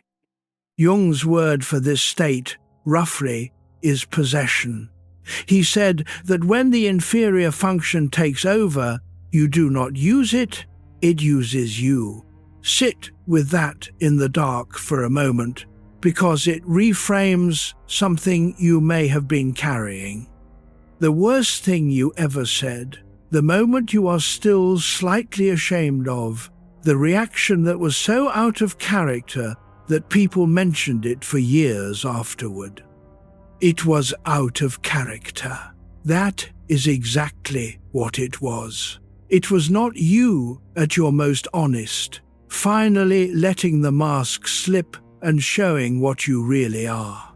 It was the least developed part of you briefly holding the microphone. Let your breathing find its slow rhythm again. That one may have been sitting in you a long time. Chapter 26, The Afternoon. There is a reason we are talking about the middle of life, and it is not incidental. It is the hinge of Jung's whole picture. Jung had an idea he returned to constantly, that the life of a person divides into a morning and an afternoon, and that the tasks of the two halves are not the same, and that most of the trouble people bring to a consulting room after 40 comes from applying the morning's program to the afternoon. The morning's task is building. You develop the strong function, you specialize, you find the thing you are good at, you make a place in the world, you establish. This is correct and necessary, and there is no shortcut through it. You do not get to be a whole person at 20 by refusing to specialize. You just get to be nothing in particular. But the morning's program has an expiry. Around the middle of life, for a great many people, the thing that worked stops working, not dramatically. There is no crisis in the film sense. There is just a slow, embarrassing loss of nutrition in the arrangement that used to feed you. The work is still going well and does not mean anything. The marriage is not in trouble and is not alive. The success arrived and did not do what it was supposed to do on arrival.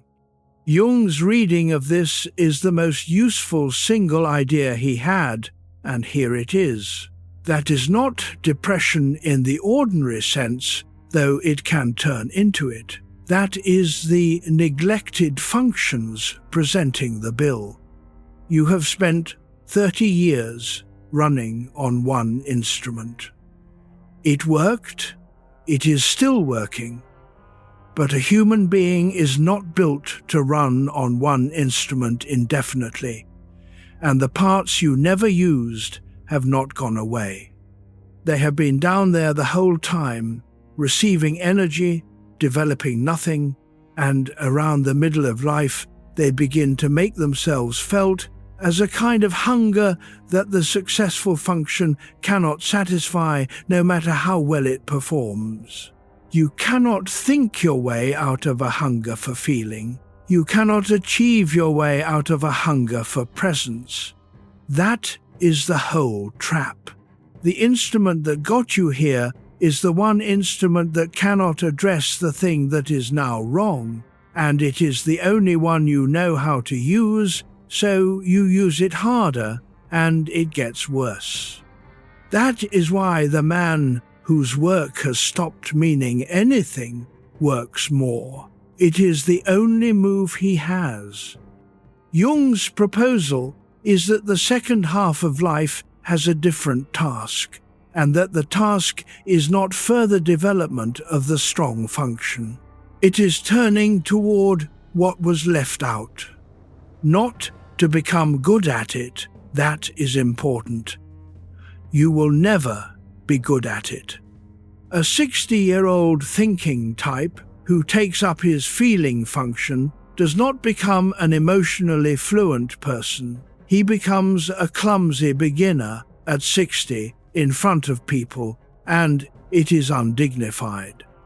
That is precisely why it works, because the point is not competence. The point is that the person stops being a specialist and starts being a whole, which involves accepting the return of the parts of oneself that are embarrassing.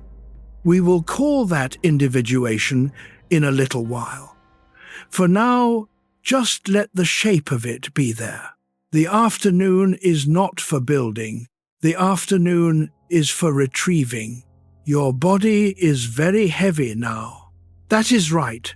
Let it be. Chapter 27, Why it shows up as a person. Now, something stranger. And this is where Jung stops being a taxonomist and becomes the man who is actually useful about marriage. The inferior function does not usually announce itself as a function. That would be convenient, and it is not what happens. It usually announces itself as a person, specifically as a person who irritates you far more than they should, because the parts of yourself you have not developed do not simply sit in the dark quietly, they get projected. They go out onto the world and land on somebody, and the somebody they land on is usually somebody who genuinely does have that function well developed. There is a hook there for the projection to hang on, and what you feel meeting that person is not admiration. It is a specific, disproportionate irritation. Watch for the disproportion. That is the tell. Ordinary dislike is proportionate and boring. This other thing has a heat in it that the situation cannot account for. The highly rational man is not neutral about the emotionally expressive colleague. He is contemptuous. He finds them exhausting, indulgent, unserious, manipulative. The contempt is much larger than the colleague's actual behavior warrants, and he would be surprised to be told so. The deeply feeling woman is not neutral about the cold, analytical man in the meeting. She finds him inhuman, arrogant, missing something, and the judgment has a charge in it that is out of scale with his actual conduct. The practical, present, get-it-done sensation type finds the visionary insufferable. Always 3 ideas ahead, never finishing anything, all talk. The intuitive finds the practical man plodding, unimaginative, small. Every one of those pairs is looking at their own inferior function, walking around in a suit. And the emotional heat comes from a very simple place. It is not really about them. It is the discomfort of being shown, by a living example, that this way of operating is possible, is legitimate, works for somebody, and is not available to you. Here is the domestic version, and it is so common it is almost the law. People frequently marry their inferior function. Not always, but often enough that it is worth a moment. The thinking type marries the feeling type. She was, at the beginning, wonderfully warm, alive, spontaneous, everything he was not. And it was a relief and a liberation, and he fell in love with the experience of being near something he could not do. 20 years later, that exact quality is what they fight about. She is irrational. She makes everything about emotion. She cannot be reasoned with. And she, symmetrically, fell in love with a man who was solid, calm, unshakable, a rock in a way nobody in her family had ever been. And 20 years later, he is cold. He does not feel anything. Talking to him is like talking to a wall. Nothing changed. That is the thing to hold in the dark. Neither of them changed at all. What happened is that each of them fell in love with an outsourcing arrangement. He would not have to develop feeling because she would carry it. She would not have to develop thinking because he would carry it. It is enormously efficient, and it works beautifully for about 15 years.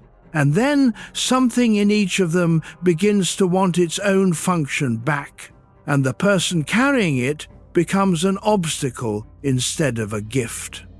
The fight that follows looks like it is about the dishes, or the money, or the in-laws. It is a repossession. Let that sit gently. It is quite a large idea, and it is late, and it does not require anything from you tonight. Feel the mattress taking your full weight. Chapter 28. The person you keep arguing with.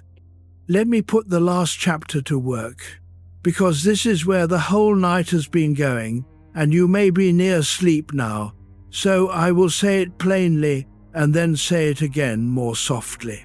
Somewhere in your life is a person you have the same argument with. Not a variety of arguments, the same one wearing different clothes. It has been running for years. It never resolves, and it never quite dies. Both of you are by now extremely good at it, and both of you could deliver the other's part from memory. Jung's account of that is the thing I would most like you to take away. That argument is almost never about its subject. It is 2 different operating systems, each of which is completely convinced that it is simply describing reality, meeting at a point where they produce incompatible outputs, and each concluding that the other is being difficult on purpose. Because that is the crucial move, and it is the one that keeps the whole thing alive. When someone reaches a conclusion you could not have reached from the evidence in front of you, you have 2 available explanations. Either they are working from something you do not have access to, or they are being obstinate, or stupid, or dishonest. The second explanation is faster, requires nothing of you, and is available immediately. So most people take it. Almost everybody takes it, and once it is taken, the relationship is with a caricature. Here is the small concrete version, and I offer it because it is where this actually lives.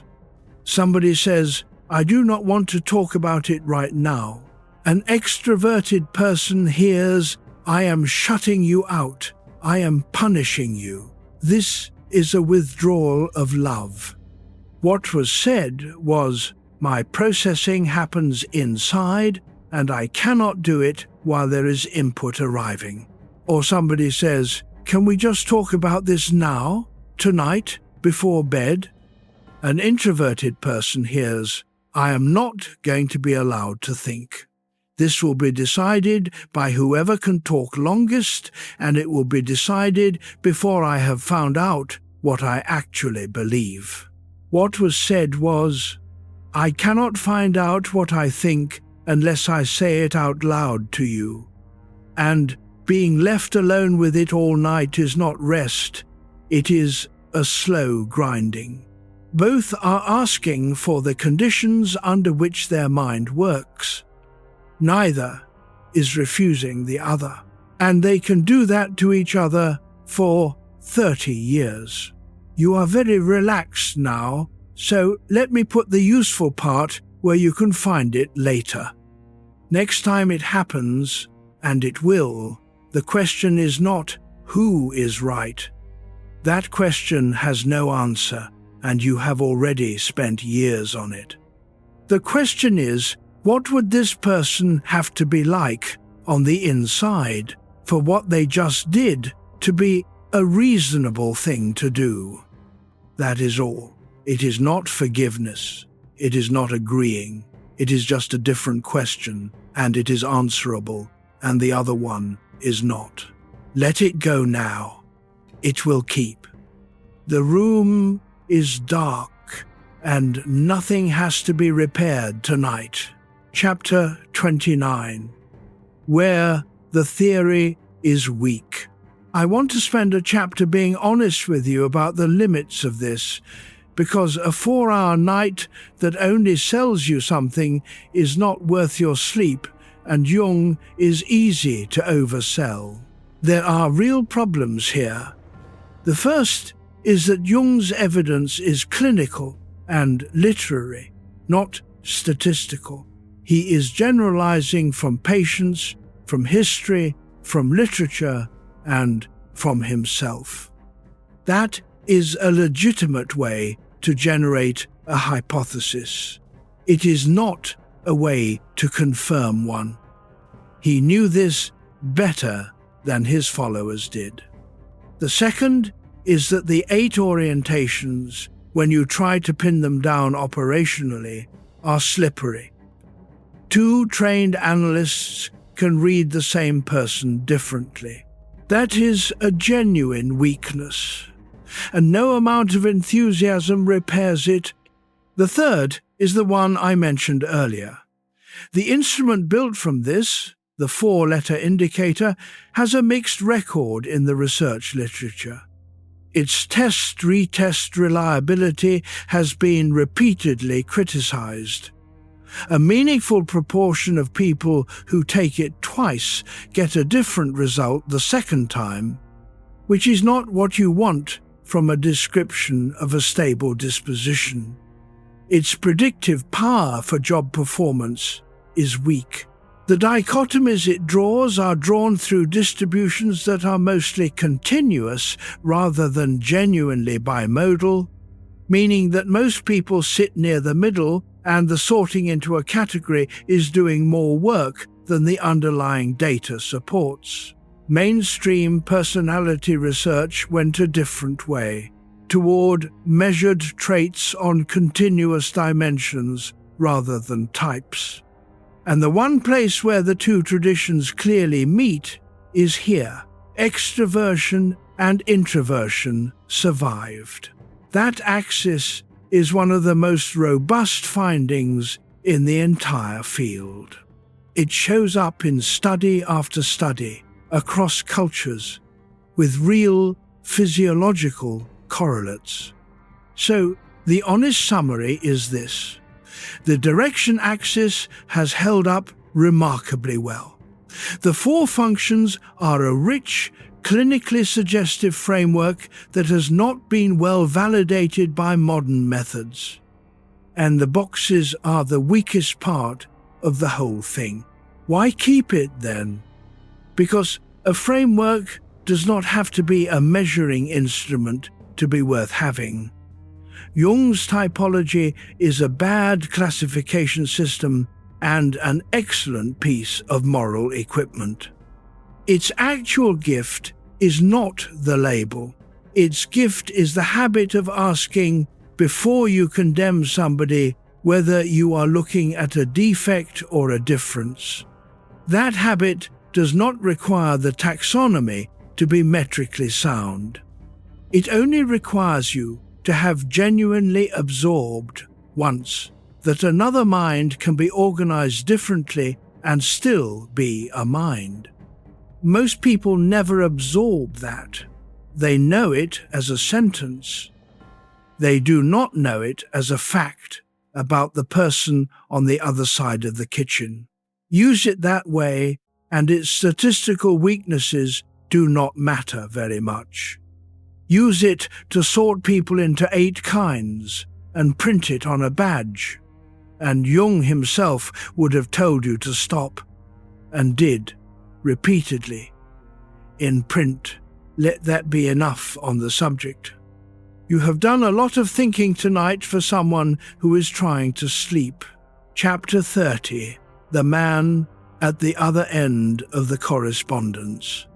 There is one more story from Jung's own life that belongs here, and it is barely known, and it is the best evidence he ever produced for his own theory, because it is evidence against him.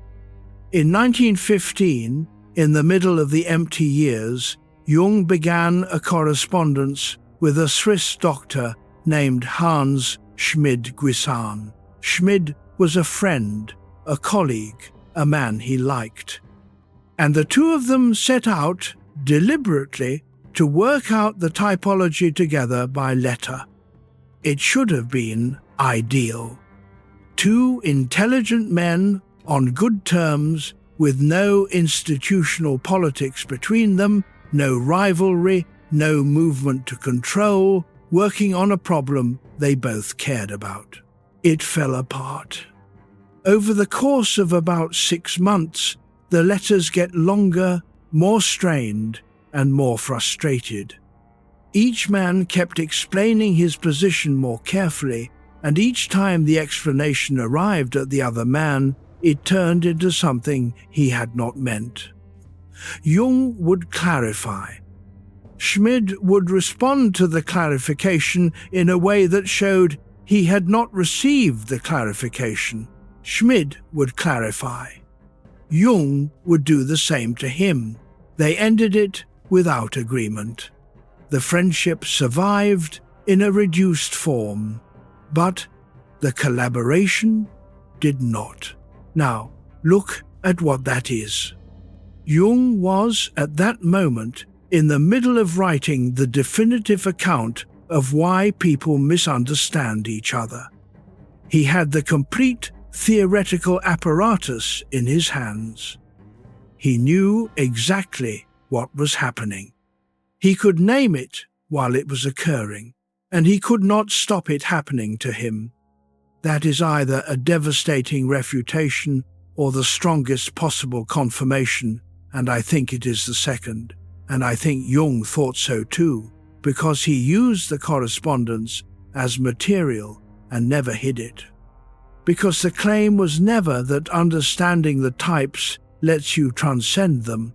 That would be the self-help version, and it is false, and everything in Jung's own life argues against it. The claim is smaller and harder. The claim is that your type is the lens you are looking through, and you cannot take a lens off by knowing that you are wearing it. You can only know that the picture has been bent and roughly in which direction, and make a correction that will itself be made through the lens. Which is why the person who has learned all this does not become wise about other people. They become slightly slower to be certain. That is the entire available improvement. It sounds like nothing. Over a marriage, over a career, over the raising of a child, it is not nothing at all. Two men writing carefully to each other for 6 months, in good faith, about the very thing that was happening to them, and it happened to them anyway. Let that be the last hard thing tonight. From here on, it gets quieter. Let your eyes stay closed now.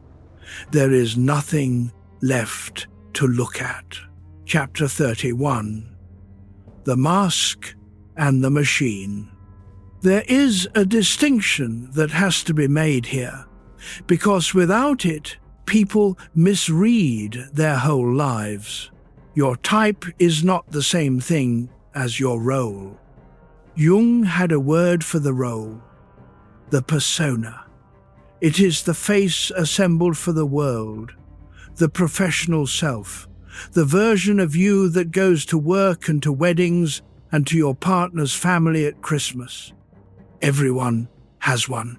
It is not a lie, and it is not a pathology. It is a necessary interface, and a person without one is not authentic. They are simply unbearable. But a persona can be built on top of a function that is not your strongest, and if it is, the cost accumulates in a very particular way. Consider a man whose native instrument is feeling, who grew up in a family or a country or a generation where that was not an available way for a man to be, and who therefore built carefully over 30 years an extremely convincing thinking persona. He is good at it. He is genuinely good at it. He runs a department. Nobody would guess he is not faking. That is the important part. The function is real, it is just not the deepest one, and every day of his working life costs him more than it costs the man in the next office for whom the same performance is native. By 50, he is exhausted in a way that a holiday does not touch, and he cannot explain it because by every visible measure he is succeeding, and he is. That exhaustion is not weakness. It is the tax on running your life through your second or third instrument for 3 decades. The reverse also happens, and it is more common in the other direction now. A person whose native instrument is thinking, working in a culture that demands constant emotional performance, warmth, availability, enthusiasm, the visible display of caring, they can do it. It costs. So when you ask yourself what you are, do not ask what you do well at work. That is your persona, and it may be an excellent, expensive costume. Ask a different question, and ask it now, while you are half asleep, because half asleep is when the honest answer comes, when you are so tired that performance is not available. When you are ill, or it is the end of a long week, or something has gone badly wrong and there is no energy left for presentation, what do you do then? Where does your mind go when it is not being steered? That is closer to the thing itself. You do not have to answer. Let the question be in the room without you doing anything about it. Feel how heavy your arms are now. Chapter 32. The Parent and the Child who is not like them. Of all the practical places this idea earns its keep, The sharpest is between a parent and a child, because a parent is not neutral. A parent has one instrument that has worked for them their entire life, and every instinct they have says that teaching the child to use that instrument is the same thing as raising them well, and often the child has a different one. Here is the ordinary tragedy, and it happens in good families, run by loving people, and nobody in it is a villain. A father whose whole life runs on sensation and thinking, practical, capable, reliable, fixes things, finishes what he starts. Believes with total sincerity that the world rewards people who show up and do the work in front of them, because it did reward him for exactly that. And a son whose instrument is intuition, who is full of things he is going to do, who starts brilliantly and drifts, who can see how the whole thing connects and cannot bring himself to do the boring middle part. The father looks at the son and sees a boy who is going to waste his life. And what he does about it, because he loves him, is push. He pushes the son toward finishing, toward discipline, toward the concrete, because those are the things that saved him, and it would be a dereliction not to hand them over.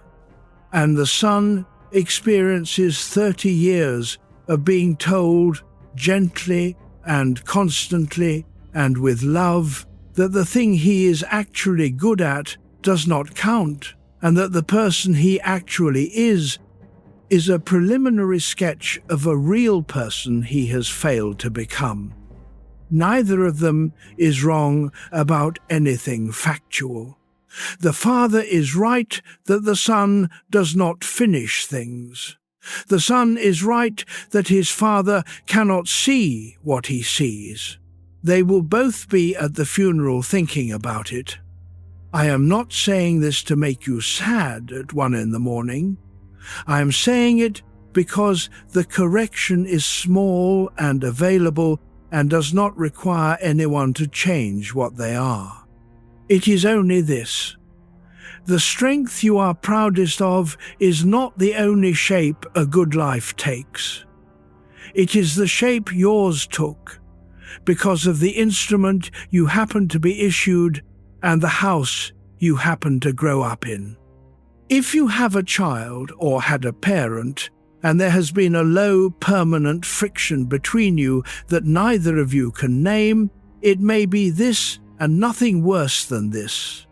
Not a failure of love. A difference in equipment mistaken for a difference in character for a very long time. Let your face be soft. Chapter 33. The room where nobody is understood. Work is the other place this lives, and it is where most adults spend most of their waking hours, so it deserves a chapter. Think about a meeting, any meeting. 6 people at a table deciding something. There is a person who wants the numbers, not out of coldness. They genuinely cannot form a view without the numbers, and being asked to form one without them feels like being asked to sign a blank page. There is a person who wants to know how the people affected will take it, also not out of softness. They have watched, more than once, a technically correct decision destroy something because nobody accounted for what it would do to the people who had to carry it out. There is a person who keeps saying, "But what if we did the opposite?" and who is not being obstructive. They are perceiving a possibility, and they cannot make it concrete because it is not concrete yet. It is a direction. And there is a person who says, "What is actually in front of us right now? What do we have? What can we do on Monday? Who is the reason anything ever gets done? That meeting has all 4 functions in it. That meeting is, in principle, the best possible instrument for making a decision, because it can perceive both what is and what could be, and can judge both by consistency and by value. And what actually happens in that meeting, almost always, is that each of those 4 people leaves thinking the other 3 were being difficult. The numbers person thinks the feeling person is being sentimental. The feeling person thinks the numbers person is missing the point of the entire organization. The possibility person thinks everyone is small. The concrete person thinks everyone is wasting time. They had the complete instrument on the table and could not use it, because each of them was quietly grading the others against their own function and finding them deficient. And here is the part that is worth carrying into Monday. The dysfunction is not that they disagree. The disagreement is the asset. It is the only reason the group can see more than one person can see. The dysfunction is the contempt. A group that has 4 functions and mutual respect makes better decisions than any one of its members could. A group that has 4 functions and mutual contempt makes worse decisions than its best member would alone, because it spends its energy on the contest and then defaults to whoever is loudest. That is not a management theory. It is an observation about what happens when 4 different kinds of instrument sit at a table without knowing that is what they are. Let that go now. It is late and it is not Monday. Let the sounds of the room, whatever they are, get further away. Chapter 34. What possession actually feels like.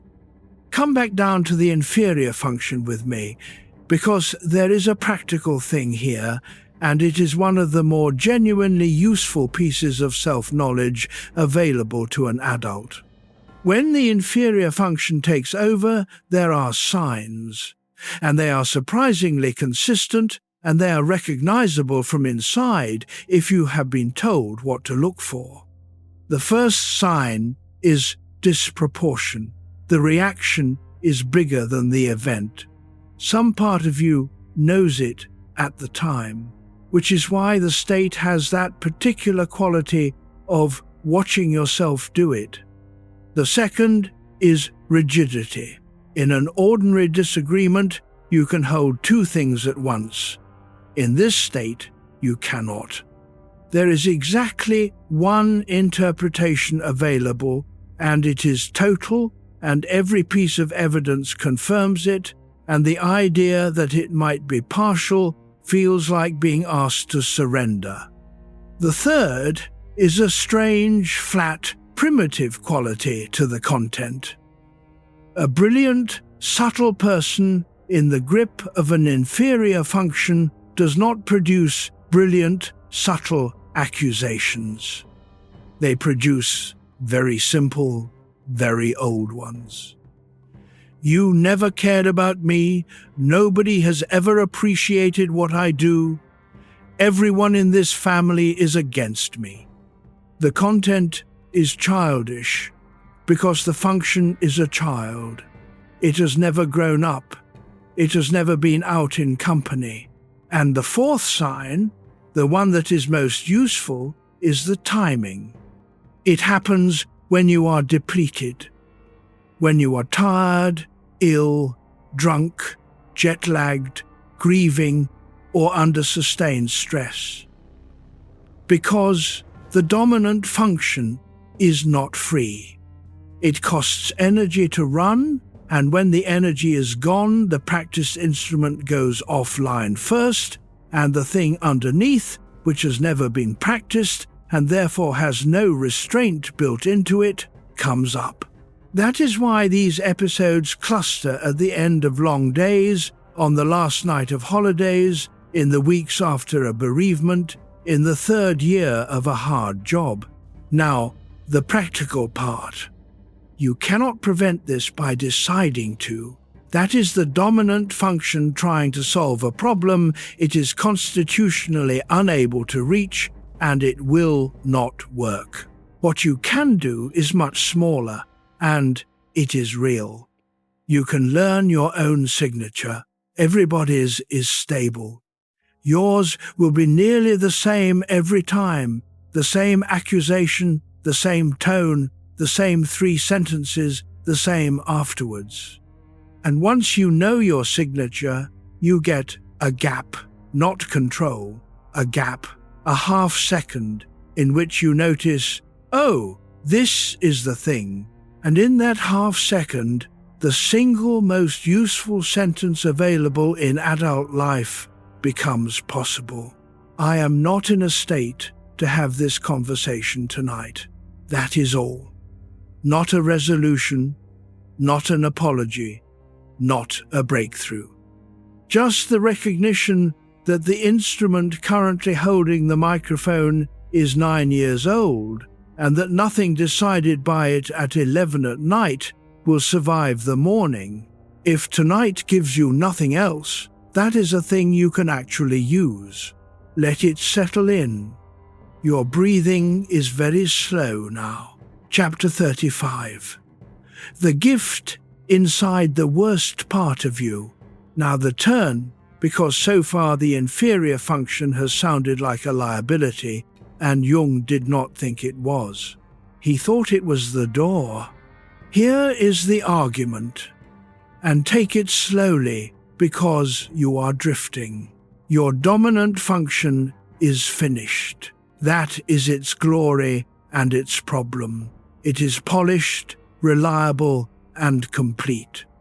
It has very little left to teach you because you have been running it for 40 years and it has given you everything it has. The inferior function has given you nothing. It is raw, it is undeveloped, it is where you are humiliated. And it is therefore the only place in your psychology where genuine growth is still possible, because it is the only place that is not already finished.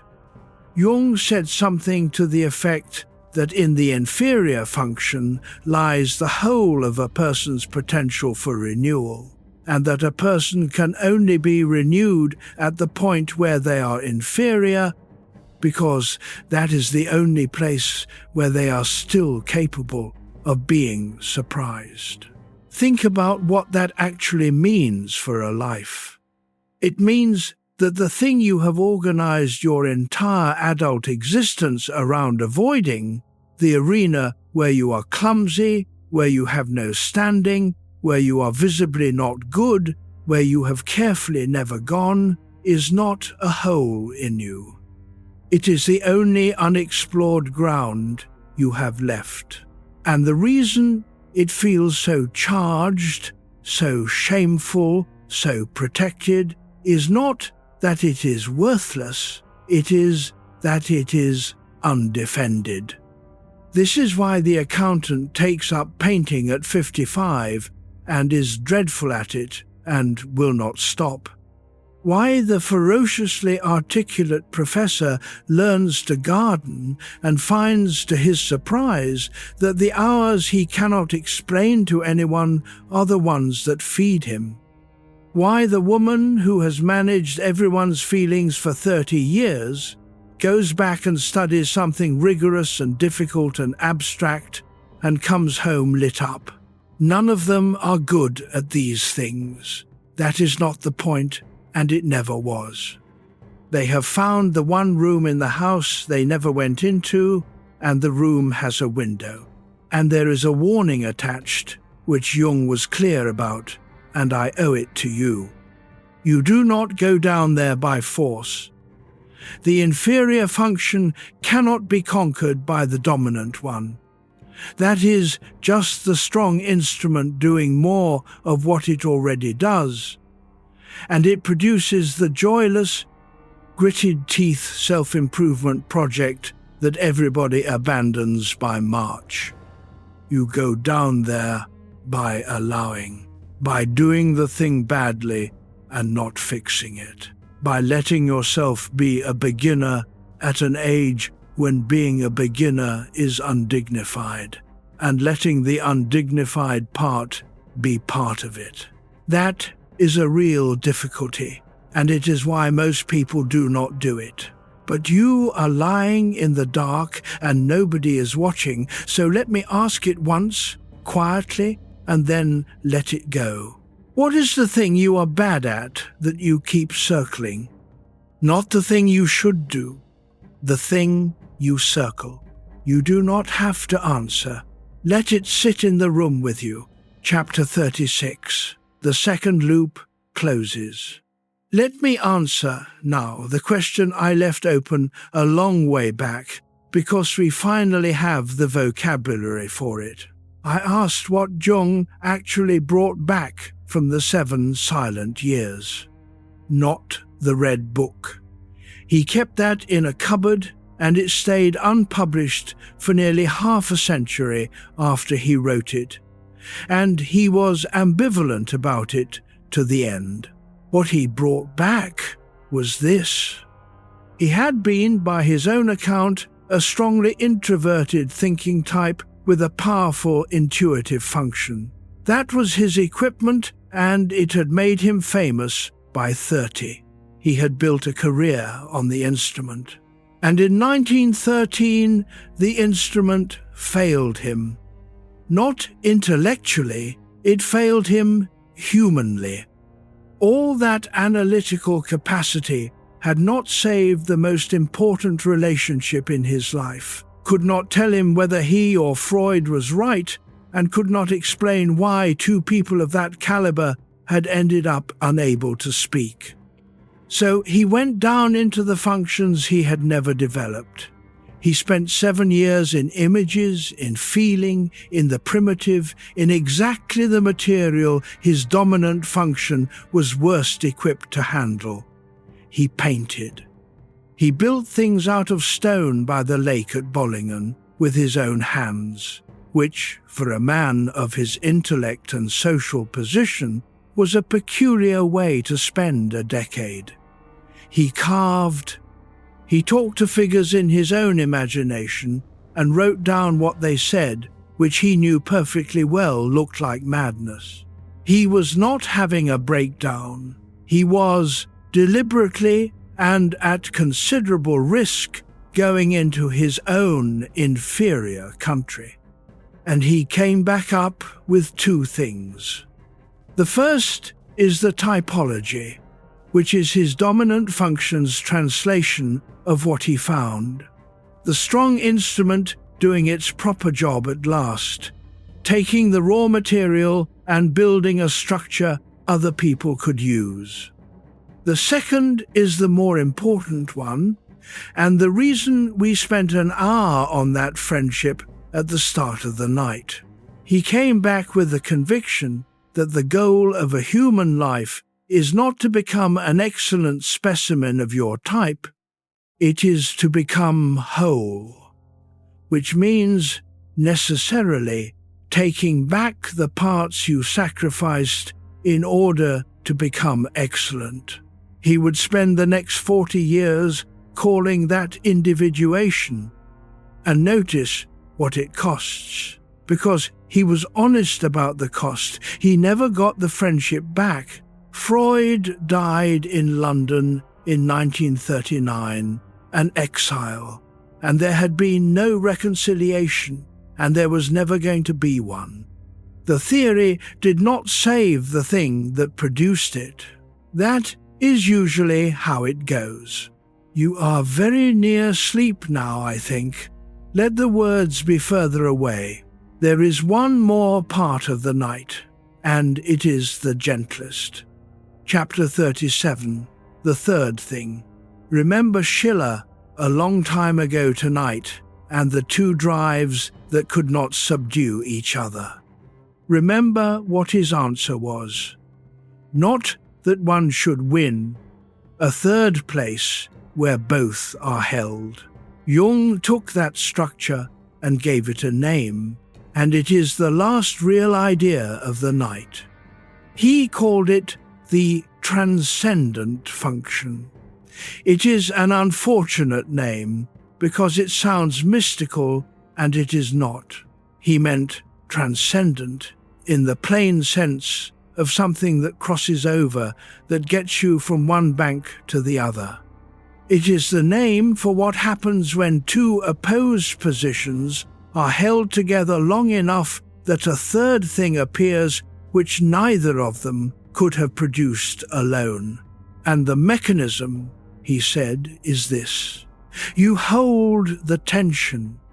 That is all. That is the technique, and it is much harder than any technique with more steps.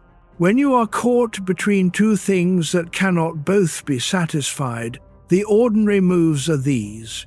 You pick one and suppress the other. Or you compromise, which usually means finding a point that satisfies neither. Or you distract yourself until the pressure drops and the problem quietly rots.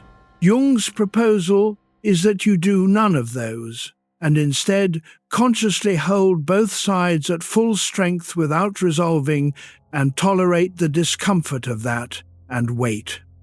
And that, if you can do it, something will eventually present itself that was not available at the start, not a compromise between the two positions. A new position on different ground, which makes the original opposition look differently shaped. He believed it came in the form of a symbol or an image, because that is how the unconscious speaks. You will very often find that it arrives sideways, in a dream, or in the shower, or while driving, or in the odd clarity of 4 in the morning, and that it arrives whole, and that you could not have derived it.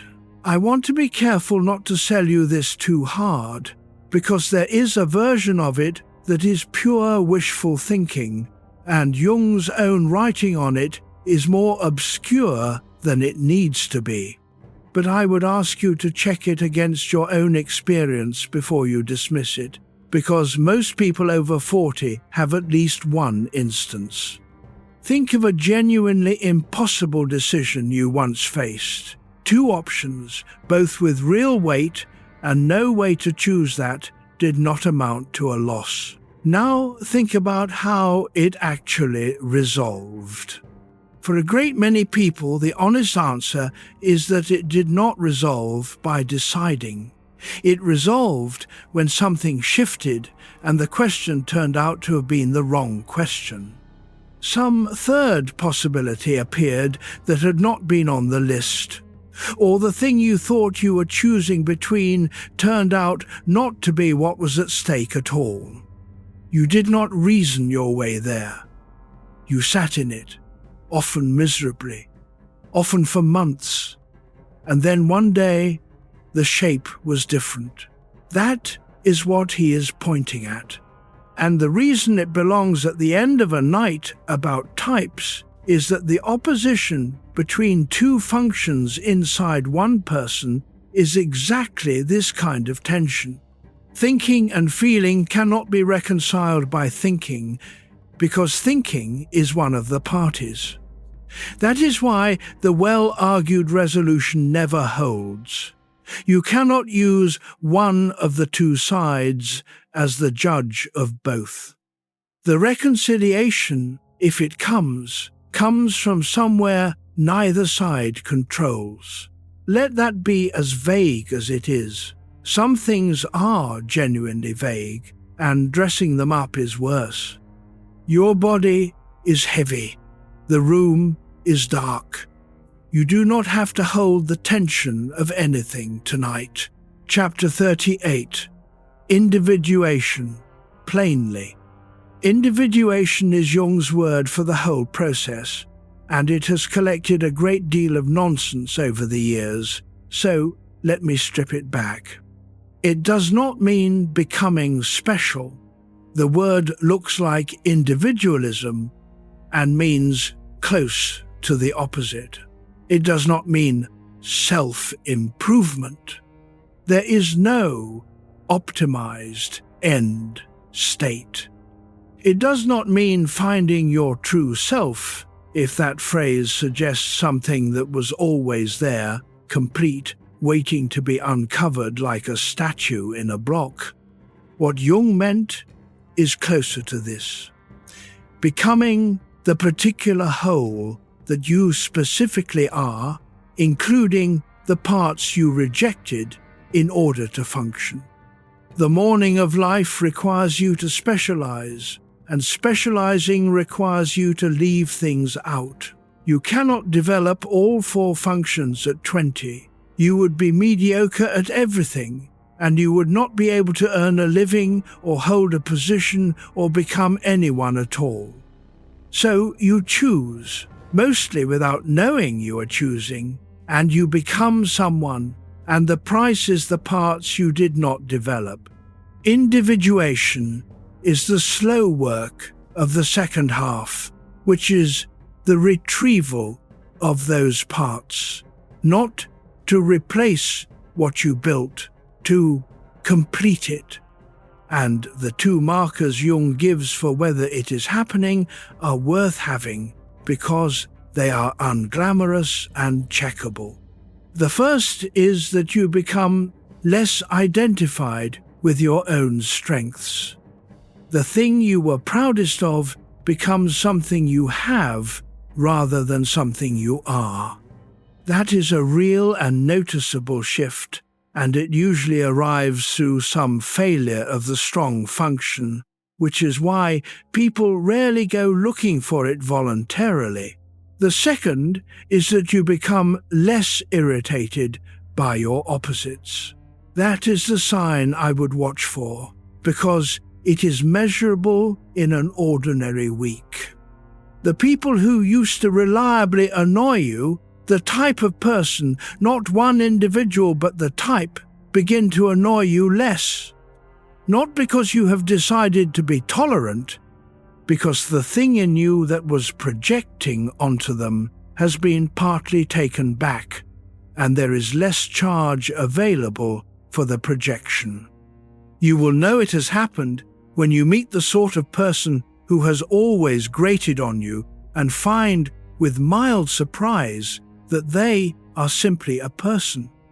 That is what progress looks like here.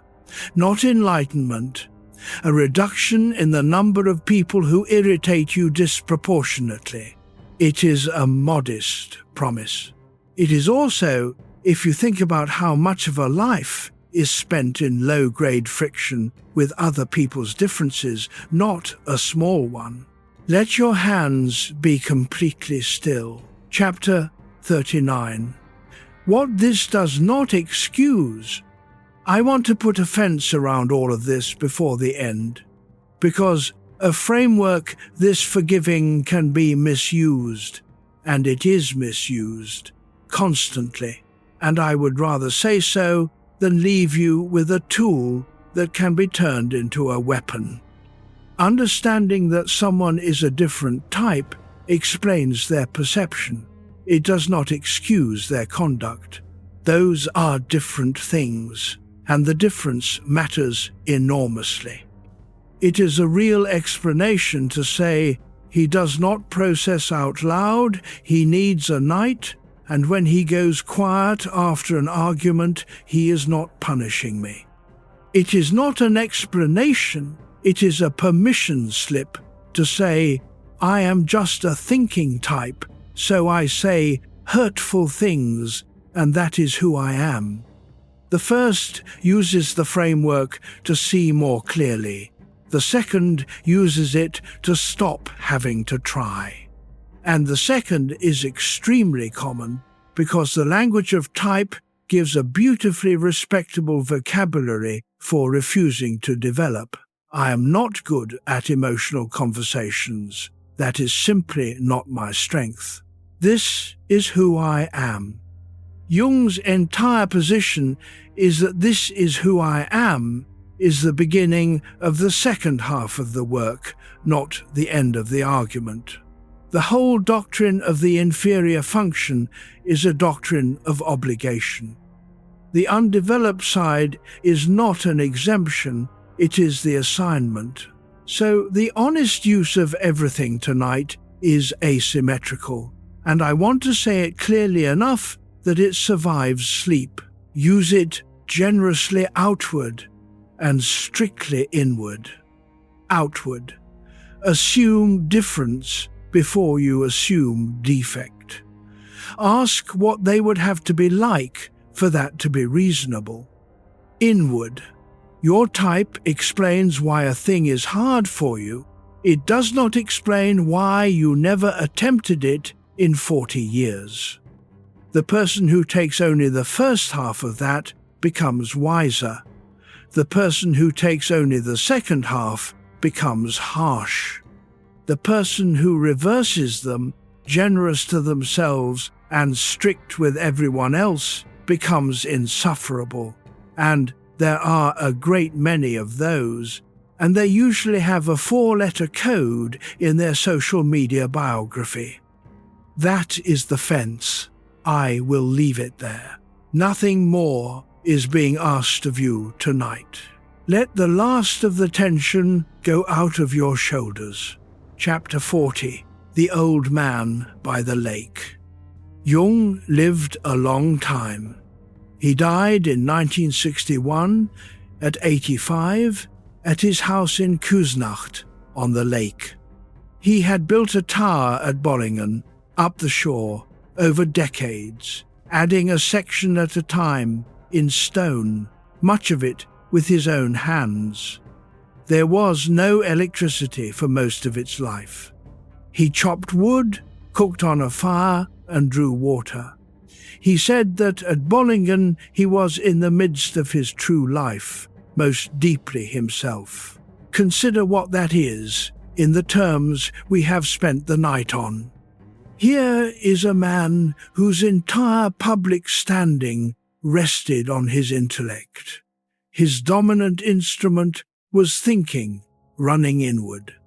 And what he did, when he could finally do as he liked, was spend as much time as possible in the most concrete, physical, present-tense activity available, carrying stone, splitting wood, carving, cooking on a fire, watching weather come up a lake. That is a man spending the last third of his life in his inferior function, on purpose, doing things he was not especially good at, deriving something from them that his enormous intellect could not supply. He was not doing it to write about it. He did write about it, but the tower came first. I find that more persuasive than any argument in the books. The final act of the man who worked out why people are different was to go and become, for part of every year, a slow, physical, practical person with cold hands, which is the one thing his entire nature was not. And there is a smaller detail I like even better. On the wall at Bollingen he carved an inscription, an old Latin saying he had come across, which runs roughly, "Called or not called, God will be present." He put the same words over the door at Küsnacht. Whatever you make of the content, notice the gesture. A man who spent his life making things explicit, carving into stone. A sentence about something arriving whether or not you summon it. That is his own transcendent function, in his own handwriting, in the one medium his dominant instrument had no advantage in. The lake is very quiet in the evening there. Let that be the last image you have to hold. Chapter 41. The third loop. At the beginning of tonight, I asked you something, and it is time to answer it, because you have everything you need now. I asked, whether the person who could not understand you was lying or whether they actually saw it differently. Here is the answer, as honestly as I can give it. Almost always, they saw it differently. Not always. Some people do lie, and some people are cruel, and no framework should be used to talk you out of noticing that. If someone has repeatedly done you harm and explained it afterward, typology is not the lens for that, and you should not use it as one. But for the ordinary, durable, decades-long failures of understanding, the kind that happen inside marriages that are not abusive, and families that are not cruel, and friendships that simply cooled, the answer is almost always the plainer one. They were running different equipment. They were reaching, in good faith, for the thing that would have helped them. And it was not the thing that would help you, and they could not tell, because they have never had access to any interior but their own. And here is the part that is harder, and it is the reason I have kept you up this long. The same is true in the other direction. You have also been the person who did not understand. You have also handed someone exactly the wrong thing while believing you were being generous. You have also decided that somebody was being difficult on purpose when they were only being themselves in a way you had no instrument for. There is someone right now who has a version of you filed away as cold or as too much or as impossible to talk to, and who is wrong about you in exactly the way you have been wrong about someone else. That is not a comfortable thought, and I have deliberately left it until you are too tired to argue with it. But it is, I think, the beginning of the only real kindness available between adults, which is not the belief that everyone means well. Plenty of people do not.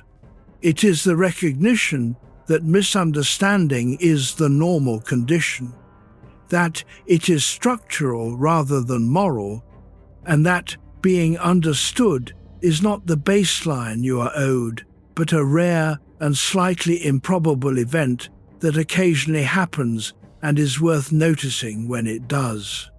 Two of the most gifted men of their century could not manage it, with everything in their favor, and they had invented the entire field. You are not failing at something easy. Let that be a relief rather than a sadness. At this hour, it is allowed to be a relief. Chapter 42. What to do with any of this? You are close to sleep, so this will be short and plain, and it is the practical residue of 4 hours. There are 3 things, and they are all small. The first, when somebody does something that makes no sense to you, ask what they would have to be like inside for it to be reasonable, not to excuse it, to locate it. The question has an answer, and the question who is right does not. The second, learn your own signature. Everybody has one state in which they are not fit to decide anything, and it is stable, and it arrives when you are depleted, and it always says roughly the same 3 sentences. Learn yours well enough to recognize it while it is happening, and then postpone. Nothing decided in that state has ever improved on being slept on. The third, find the room you never go into. Not the thing you think you ought to be better at, the thing you circle and do not enter. The activity you are drawn to and slightly ashamed of because you would be bad at it. The undignified beginner's thing. That is where the rest of your life is. You will not be good at it. You are not supposed to be. Being bad at it, in public, at your age, is the entire mechanism. That is it. That is the whole practical yield of psychological types, from a book of 600 pages filtered through a century and a lost friendship. Ask what they would have to be like. Learn your signature. Enter the room. You can forget all the names now: Tertullian, Schiller, Ostwald, Warringer, Spittler, Adler, Schmid. They did their work by getting you here. Let them go.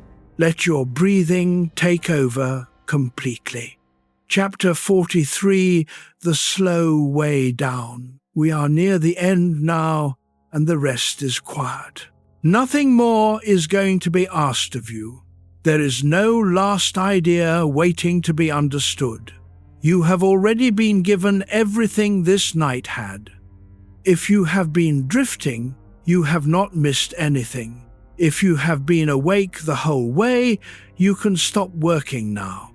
Let the ideas go first. They are not yours to carry. They belonged to a Swiss doctor who has been dead for more than 60 years, and he wrote them down precisely so that nobody would have to hold them in their head. Let the names go. There were a lot of them. They can stay in the book.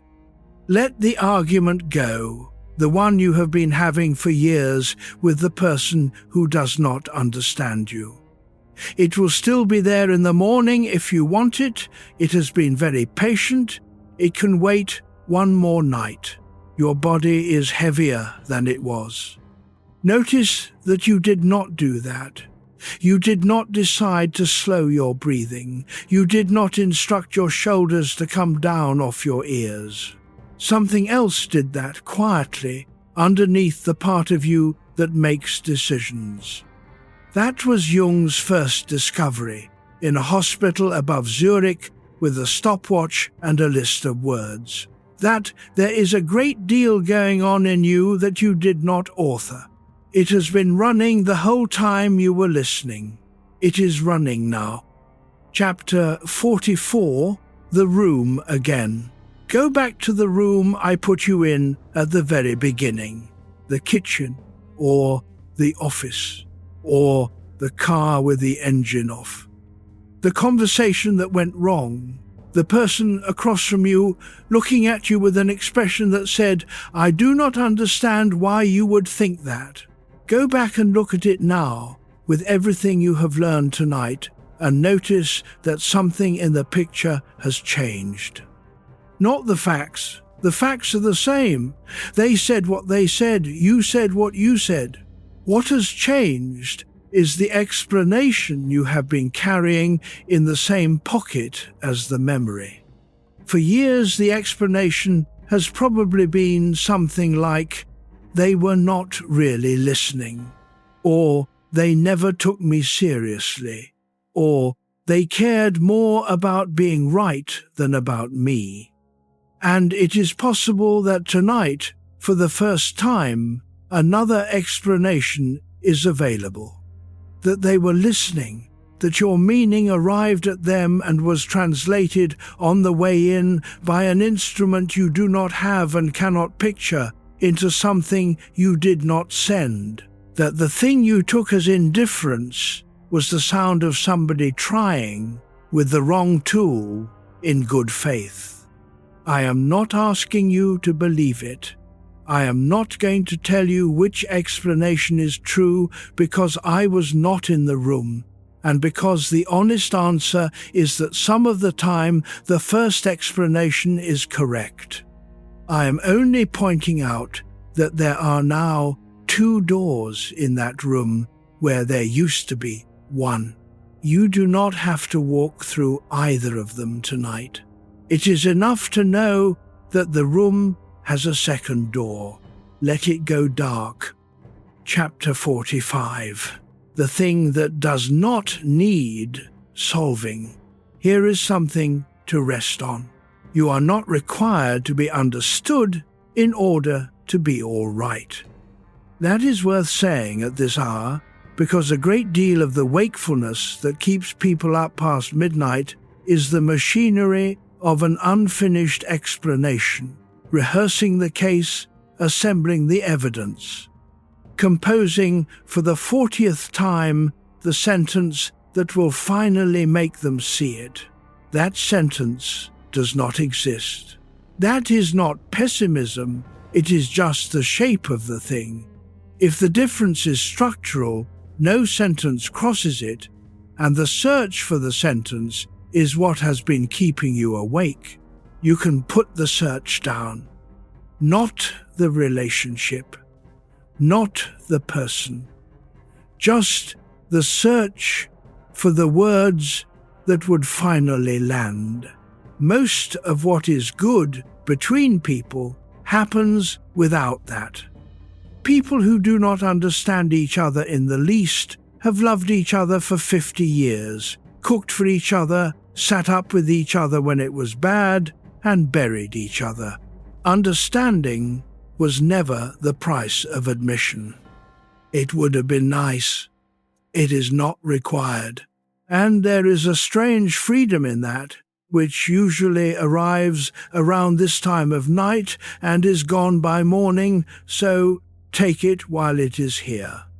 If you do not have to be understood, then a great many conversations become much lighter.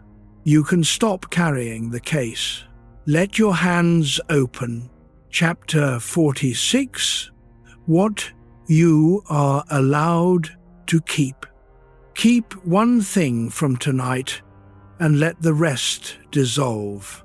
Not the 4 functions, not the 8 orientations, not the dates or the letters or the men in Vienna. Keep this. Most of the people who failed to understand you were not refusing you. They were reaching for you with the only hand they had. That is the whole night in a sentence. It is not a resolution. Nothing is resolved. The people who did not understand you still do not, and you still do not understand some of them, and that will be true tomorrow and next year. But the story you tell yourself about it can be gentler, and the story is the part that keeps you awake. Say it once, silently, without moving your mouth. They were reaching with the only hand they had. And then let even that go, because it has done its work. You are very close now. Chapter 47. The last few minutes. There is nothing left to follow.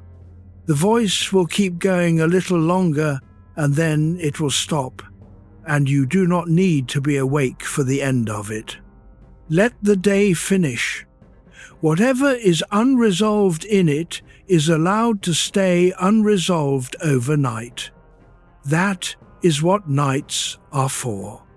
Nothing that was decided at this hour has ever held up in daylight, and nothing that needed deciding has ever been made worse by waiting until morning. Somewhere out there the lake at Bollingen is dark, and the stone tower an old man built with his own unskilled hands is standing in the cold, and the words he carved over the door are still there, and they have not needed anybody to read them for 60 years. Things go on being true without being attended to. You can stop attending. Your breathing is slow and even, and you did not arrange it. Your body is heavy and warm, and it is doing the whole thing without you. The last of the thinking can go now. Chapter 48. The close. 2 men sat in a room in Vienna and talked for 13 hours because they had found someone who understood them. 6 years later, they could not write a letter to each other without it going wrong. Neither of them was lying. Neither of them was stupid. Neither of them was cruel. They were just built differently, and it took one of them 7 silent years and 600 pages to work out that this was all it had ever been. You do not have to take 7 years. You have tonight, and tonight you only have to sleep. Let the room be dark. Let the argument wait. Let the people who do not understand you go on not understanding you safely at a distance until morning. Nothing is required of you now. Nothing at all. Sleep now.